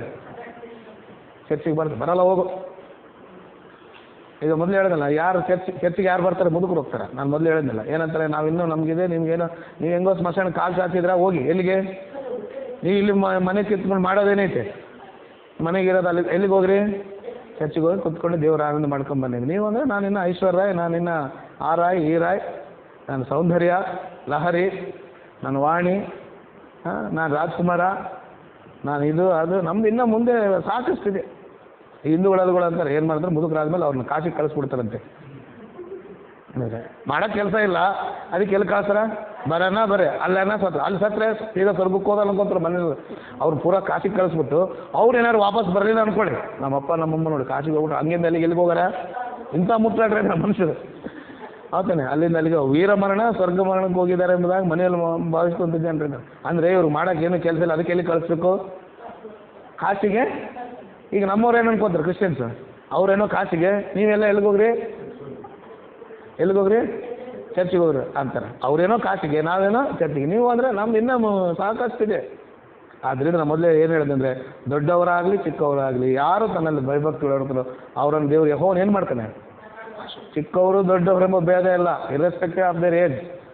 ಒಂದು ವೇಳೆ ಸಮಾಜದಲ್ಲಿ ಉದ್ಯೋಗಕ್ಕೆ ಈ ಒಂದು ಅಡ್ಡಿ ಹೇಳ್ಬೋದಾಗಲಿ, ದೇವ್ರ ಹತ್ರ ಏನಿಲ್ಲ ಇದೆ, ಅಡ್ಡಿ ಇದೆನಮ್ಮ, ಈಗ ನೀನು ಚರ್ಚಿಗೆ ಬರೋಬಾರ್ದಕ್ಕೆ ಏನಿದ್ರೆ, ಇಲ್ಲಮ್ಮ ನಾನು ಬಿಳಿ ಕೂದಲು ಬಂದ್ಮೇಲೆ ಬರ್ತೀನಿ ಅಂತ ಹೇಳಿದ್ರೆ ನಿಮ್ಮ ಅಪ್ಪಗೆ, ಈಗಿಲ್ಲ ಇನ್ನು ನನಗೆ ಈಗ ಎಷ್ಟು ಏಜ್ 20, 40ಗೆ ಬರ್ತೀನಿ ಅಪ್ಪಾಜಿ, 50ಗೆ ಬರ್ತೀನಿ, ಹಾಗೆಲ್ಲ ಮುಗಿದೋಗಿರುತ್ತೆ, ಏನು ಕೆಲಸ ಇಲ್ಲ, ಮಾಡೋಕ್ಕೆ ಏನು ಕೆಲಸ ಇಲ್ಲ. ಅಲ್ಲಿ ಹೋಗಿ ಏನು ಮಾಡ್ತೀನಿ, ಚಪ್ಪಾಳೆ ತಟ್ಟು ಒಂದೆರಡು ಆಡ್ತೀನಿ ಅಪ್ಪಾಜಿ. ಈಗೆಲ್ಲ ನಾನು ಬರೋಕ್ಕಾಗಲ್ಲ, ಈಗೆಲ್ಲ ನಾನು ಕುಣಾಡಬೇಕು ಮೆರೆದಾಡ್ಬೇಕಂದ್ರೆ ಉಪಯೋಗ ಇಲ್ಲ, ಭಕ್ತಿಹೀನತೆ ಅದು. ಆದ್ದರಿಂದ ಪ್ರಿಯರೇ, ಪ್ರಪಂಚದಲ್ಲಿ ಭಕ್ತಿಹೀನತೆ ಜಾಸ್ತಿ ಆಗ್ತದೆ. ಆದ್ದರಿಂದ ಅಷ್ಟೇ ಅಪಾಯ. ನಾನು ಮೊದಲೇ ಹೇಳಿದೆ, ungodliness is very dangerous to human beings. ಭಕ್ತಿಹೀನರ ಲೋಕವನ್ನು ಪ್ರಪಂಚವನ್ನು ನಾಶ ಮಾಡಿದ ಭಕ್ತಿಹೀನರ ಮನುಷ್ಯರ ಮೇಲೆ ದೇವರ ಉಗ್ರತೆ ಪರಲೋಕದಿಂದ. ಆದ್ದರಿಂದ ಮನುಷ್ಯರು ಭಕ್ತಿಹೀನತೆಯನ್ನು ಬಿಟ್ಟು ಭಕ್ತಿಯನ್ನು ಏನು ಮಾಡಬೇಕಾದ್ರೆ ವೃದ್ಧಿ ಮಾಡ್ಕೋಬೇಕು. ಆದ್ದರಿಂದ ನಾವು ಭಕ್ತಿಯನ್ನು ವೃದ್ಧಿ ಮಾಡಿಕೊಳ್ಳೋಣ, ಅದರ ಪ್ರಯೋಜನಗಳನ್ನು ಏನು ಮಾಡಬೇಕು, ಪಡ್ಕೋಬೇಕು. ಭಕ್ತಿ ಉಳ್ಳಂಥ ಜನರಿಗೆ ಮಾತ್ರನೇ ಅದರ ಪ್ರಯೋಜನಗಳು ಸಿಗ್ತವೆ, ಭಕ್ತಿಹೀನರಿಗೆ ಸಿಗಲ್ಲ. ಆದ್ದರಿಂದ ನಾವೆಲ್ಲ ಹೆಂಗಿರಬೇಕು, ದೈವಭಕ್ತಿ ಉಳ್ಳವರಾಗಿ ಅದರ ಪ್ರಯೋಜನಗಳನ್ನು ಪಡ್ಕೋಬೇಕು. ಅದಕ್ಕೆ ತಿಮೋತಿ ಬರೆದ ಪತ್ರಿಕೆಯಲ್ಲಿ ಅದು ಎಲ್ಲ ವಿಷಯಗಳಲ್ಲಿ ಏನಾಗಿದೆ, ಪ್ರಯೋಜನಕರವೂ ಆಗಿದೆ. ದೇಹ ಸಾಧನೆ ಸ್ವಲ್ಪ ಮಟ್ಟಿಗೆ ಏನಾಗಿದೆ, ಪ್ರಯೋಜನಕರವಾಗಿದೆ. ಆದರೆ ಭಕ್ತಿ ಆದರೂ ಎಲ್ಲ ವಿಧದಲ್ಲಿ ಏನಾಗಿದೆ, ಪ್ರಯೋಜನವಾಗಿದೆ. ಕಾರಣ ಅಂದರೆ ಅದಕ್ಕೆ ಇಹ ಪರಲೋಕಗಳಲ್ಲಿ ಜೀವ ವಾಗ್ದಾನ. ಭಕ್ತಿ ಈ ಲೋಕದಲ್ಲಿ ಯೂಸ್ಫುಲ್ಲೇ, ಪರಲೋಕದಲ್ಲಿ ಕೂಡ ಎಲ್ಲ ಕಾಲಗಳಲ್ಲಿ ಸಹಾಯ ಮಾಡುವಂಥದ್ದು ಯಾವುದು, ಭಕ್ತಿ. ಇದು ಒಳ್ಳೆಯದ ಕೆಟ್ಟದ, ಅದು ನಮ್ಮ ಹತ್ರ ಇರಬೇಕಾ, ಅದನ್ನು ಅಭ್ಯಾಸ ಮಾಡ್ಬೇಕಾ, ಅಭ್ಯಾಸ ಮಾಡಬೇಕು. ಆದರೆ ನಮ್ಮ ಭಕ್ತಿಯಿಂದ ದೇವ್ರನ್ನ ಆರಾಧಿಸಬೇಕು, ಭಕ್ತಿಯಿಂದಲೇ ಬದುಕಬೇಕು. ಭಕ್ತಿ ನಿನಗೆ ಧೈರ್ಯವನ್ನು ಕೊಡ್ತದೆ, ಎಷ್ಟೊಂದು ಪ್ರಯೋಜನಗಳನ್ನು ನೋಡ್ಕೊಳ್ಳಿ ನೋಡಿ. ಆದ್ದರಿಂದ ಭಕ್ತಿ ಅನ್ನೋದು ಚಿಕ್ಕದಲ್ಲ, ಅದು ಭಾಳ ದೊಡ್ಡದು. ಆದರೆ ಭಕ್ತಿಯನ್ನು ಕೊನೆಯದಾಗಿ ಅಂದರೆ ಸ್ಥಿರವಾಗಿ ಮೇಂಟೈನ್ ಮಾಡಬೇಕು. ಏನು ಮಾಡಬೇಕು, ಮೇಂಟೈನ್ ಮಾಡೋದಂದರೆ ಅದನ್ನು ಸ್ಥಿರವಾಗಿ ಕಾಪಾಡಿಕೊಂಡು ಹೋಗಬೇಕು. ಸ್ಥಿರವಾಗಿ ಕಾಪಾಡ್ಕೊಂಡು ಹೋಗಲಿಲ್ಲ ಅಂದರೆ ಬಿದ್ದೋಗ್ತೀಯ, ನಿನ್ನ ಭಕ್ತಿ ಶೂನ್ಯ ಅನ್ನೋದಕ್ಕೊಂದು ವರ್ಷ ನೋಡಿ ಮುಗಿಸ್ಕೊಂಡು. ಹೋಶೇಯನ ಪುಸ್ತಕ ನೋಡಿ, ಹೋಶೇಯನ ಪುಸ್ತಕ 6ನೇ ಅಧ್ಯಾಯ ಕೊನೆ ಮುಕ್ತಾಯದ ಮಾತು ನೋಡಿ. ಹೋಶೇಯನ ಪುಸ್ತಕ 6ನೇ ಅಧ್ಯಾಯ 4ನೇ ವಚನದಲ್ಲಿ ಈ ರೀತಿಯಾಗಿ ಬರೆಯಲ್ಪಟ್ಟಿದೆ. ಹೋಶೇಯನ ಪುಸ್ತಕ 6ನೇ ಅಧ್ಯಾಯ 4ನೇ ವಚನ. ಎಫ್ರಾಯಿಮೇ, ನಾನು ನಿನ್ನನ್ನು ಹೇಗೆ ತಿದ್ದಲಿ, ಯೆಹೂದವೇ ನಿನ್ನನ್ನು ಹೇಗೆ ಸರಿ ಮಾಡಲಿ. ನಿಮ್ಮ ಭಕ್ತಿಯು ಪ್ರಾತಃ ಕಾಲದ ಮೋಡಕ್ಕೂ ಬೇಗನೆ ಮಾಯವಾಗುವ ಇಬ್ಬನಿಗೂ ಸಮಾನವಾಗಿದೆ. ನೋಡಿ ದೇವರು ಎಷ್ಟು ಚೆನ್ನಾಗಿ ವ್ಯಂಗ್ಯವಾಗಿ ಮಾತಾಡ್ತಾರೆ ನೋಡಿ. ಕೆಲವರು ಭಕ್ತಿ, ನಾನು ಮೊದಲೇ ಹೇಳಿದಲ್ಲ, ಕೆಲವರು ಭಕ್ತಿ ಅವಾಗವಾಗ ಉಟ್ಕೊಂಡು ಬರುತ್ತೆ. ಏನಾಗುತ್ತೆ, ಉಟ್ಕೊಂಡು ಬರುತ್ತೆ. ನಾನು ಭಾಳ ಸಲ ಹೇಳ್ತಿರ್ತೀನಿ, ಚರ್ಚಿಗೆ ಬಾ ಅಂತ ಹೇಳಿದ್ರೆ ಒಬ್ಬ ಯವನಸ್ಥರು ಬರ್ತಾ ಇದ್ದಿಲ್ಲ. ಅಂದರೆ 10 ಗಂಟೆಗೆ ಬಾ ಅಂದರೆ 10:15ಗೆ ಬರ್ತಿದ್ದಂತೆ. 10:30 11 ಗಂಟೆಗೆ ಚರ್ಚ್ ಆರಾಧನೆ ಸ್ಟಾರ್ಟ್ ಆಗೋದು ಎಷ್ಟು ಗಂಟೆಗೆ, 10 ಗಂಟೆಗೆ ಅಂದರೆ ಎಷ್ಟು ಗಂಟೆಗೆ ಬರೋದು, ಒಂದು 5 ನಿಮಿಷ ಮುಂಚಿತವಾಗಿ ಬಂದು ಕೂತು. ಯಾವಾಗಲೂ 10:30 11 ಗಂಟೆಗೆ ಬರ್ತಿದ್ದಂತೆ. ಎಷ್ಟು ಹೇಳಿದ್ರೂ ಏನು ಮಾಡಿಲ್ಲ, ಹೇಳಿಲ್ಲ. ಒಂದು ಸಲ ಬೈಕಲ್ಲಿ ಬರ್ಬೇಕಾದ್ರೆ ಆಕ್ಸಿಡೆಂಟ್ ಆಯ್ತಂತೆ. ಕಾಲೆಲ್ಲ ಮುರಿದು ಕಟ್ಟಿದ್ರಂತೆ, ಕೈಗೂ ಬ್ಯಾಂಡೇಜ್ ಕಟ್ಟಿದ್ರು, ಕಾಲಿಗೂ ಬ್ಯಾಂಡೇಜ್ ಕಟ್ಟಿದ್ರು. ಸ್ವಲ್ಪ ವಾಸಿ ಆಯಿತು. ಸುವಾರ್ಥಿಕರು ಹೋಗಿ ಪ್ರಾರ್ಥನೆ ಮಾಡಿದ್ರಂತೆ. ಸ್ವಲ್ಪ ವಾಸಿ ಆದ್ಮೇಲೆ ಹೊರಗೆ ಬಂದರೆ ಚರ್ಚ್ ಬಿಲ್ಡಿಂಗಲ್ಲಿ ಬಂದು ಯಾರೊಬ್ಬರು ಕುತ್ಕೊಂಡಿದ್ರಂತೆ. 9:15ಗೆ ಬಂದು ಕುತ್ಕೊಂಡಿರಂತೆ. ಈಗ ಬ್ರದರ್ ನೋಡಿದ್ರಂತೆ, ಯಾರು ಇವರು ಅಂತ ನೋಡಿದ್ರೆ ಈ ಪಾರ್ಟಿನೇ. ಯಾವ ಪಾರ್ಟಿ, 11 ಗಂಟೆಗೆ ಬರ್ತಲ್ಲ ಪಾರ್ಟಿ. ಏನಪ್ಪಾ ಸಮಾಚಾರ ಅಂತ ಕೇಳಿದ್ರೆ ಹಿಂಗೆ ತೋರಿಸ್ತಾರಂತೆ. ಏನು ಕೈ ಕಾಲು ನನಗೆ ಎಷ್ಟು ಗಂಟೆಗೆ ಬರೋಂಗೆ ಮಾಡ್ತು. ಅಂದರೆ ಭಕ್ತಿ ಅವಾಗಲ್ಲ. ಅದಕ್ಕೆ ಹೇಳ್ತೇನೆ, ಭಕ್ತಿನ ಸ್ಥಿರವಾಗಿ ಮೇಂಟೈನ್ ಮಾಡಬೇಕು. ಇಟ್ಸ್ ವೆರಿ ಭಾಳ ಮುಖ್ಯವಾದ ಕೆಲಸ. ಇಲ್ಲಿ ಯಹೂದರಿಗೆ ಏನು ಹೇಳ್ತಾನೆ ನೋಡ್ರಿ, ಎಫ್ರಾಯಿಮೇ ನಾನು ನಿನ್ನ ಹೇಗೆ ತಿದ್ದಲಿ, ಯಹೂದವೇ ನಿನ್ನ ಹೇಗೆ ಮಾಡಲಿ, ನಿನ್ನ ಭಕ್ತಿಯು ಪ್ರಾತಃ ಕಾಲದ ಮೋಡಕ್ಕೂ. ಪ್ರಾತಃ ಕಾಲ ಅಂದರೆ ಬೆಳಗಿನ ಜಾವದಲ್ಲಿ ಮೋಡ ಇರುತ್ತೆ, ಸೂರ್ಯ ಬಿದ್ದಂಗೆಲ್ಲ ಮೋಡ ಏನಾಗುತ್ತೆ, ಕೆಲವು ಜನರ ಭಕ್ತಿ ಹಂಗೆ ಮಾಯ ಆಗುತ್ತಂತೆ. ಸ್ಥಿರವಾದ ಭಕ್ತಿ ಅಲ್ಲ ಅಂತ. ಅಸ್ಥಿರವಾದಂಥ ಭಕ್ತಿಯನ್ನು ಯಹೂದ ಜನಕ್ಕೆ ಹೇಳ್ತಿದ್ದಾನೆ. ನಿನ್ನ ಭಕ್ತಿ ಇದೆ, ಭಕ್ತಿ ಇಲ್ಲ ಅಂತ ದೇವ್ರು ಹೇಳ್ತಾನೆ ಯಹೂದ ಜನರಿಗೆ. ಆದರೆ ಹೇಳ್ತಾನೆ ನಿನ್ನ ಭಕ್ತಿ ಯಾವುದು ಹೋಲಿಸ್ತಿದೆ, ಪ್ರಾತಃ ಕಾಲದ ಮೋಡ. ಬೆಳಿಗ್ಗೆ ನೋಡಿದ್ರೆ ಏನಿರುತ್ತೆ, ಮೋಡ ಇರುತ್ತೆ, ಸೂರ್ಯನ ಕಿರಣಗಳು ಬಿದ್ದಂಗೆಲ್ಲ ಮೋಡ ಏನಾಗುತ್ತೆ. ಅದು ಕೆಲವು ಜನರು ಪ್ರಾಬ್ಲಮ್ಸ್ ಇದೆ ಬ್ರದರ್, ಅದಿದೆ ಬ್ರದರ್, ಅನಾರೋಗ್ಯ ತೊಂದರೆ ಬ್ರದರ್, ಮಕ್ಕಳು ಫೀಸ್ ಕಟ್ಬೇಕು ಬ್ರದರ್, ಅದು ಕಟ್ಬೇಕು ಬ್ರದರ್, ಇದು ಕಟ್ಬೇಕು, ಮೋಡ ಬಂತು, ಅದು ಕರ್ಗೋಯ್ತಾ, ಪ್ರಾಬ್ಲಮ್ ಆಯಿತು, ಫೀಸ್ ಸಾಲ್ವ್ ಆಯಿತು, ಆರೋಗ್ಯ ಸರಿ ಆಯಿತು, ಮೋಡ ಏನಾಯಿತು ಒಟ್ಟು ಮತ್ತೆ ಎಲ್ಲಿಗೆ ಬರಲ್ಲ, ಚರ್ಚಿಗೆ ಬರಲ್ಲ, ಕುಮಾರ್ ಬದರು ನೆನಪು ಬರೋ, ಬೈಬಲ್ ನೆನಪು ಬರಲ್ಲ, ಏನೂ ನೆನಪು ಬರಲ್ಲ. ಅದಕ್ಕೆ ಹೇಳ್ತೇನೆ ನಿಮ್ಮ ಭಕ್ತಿ ಪ್ರಾತಃ ಕಾಲದ ಮೋಡಕ್ಕೆ.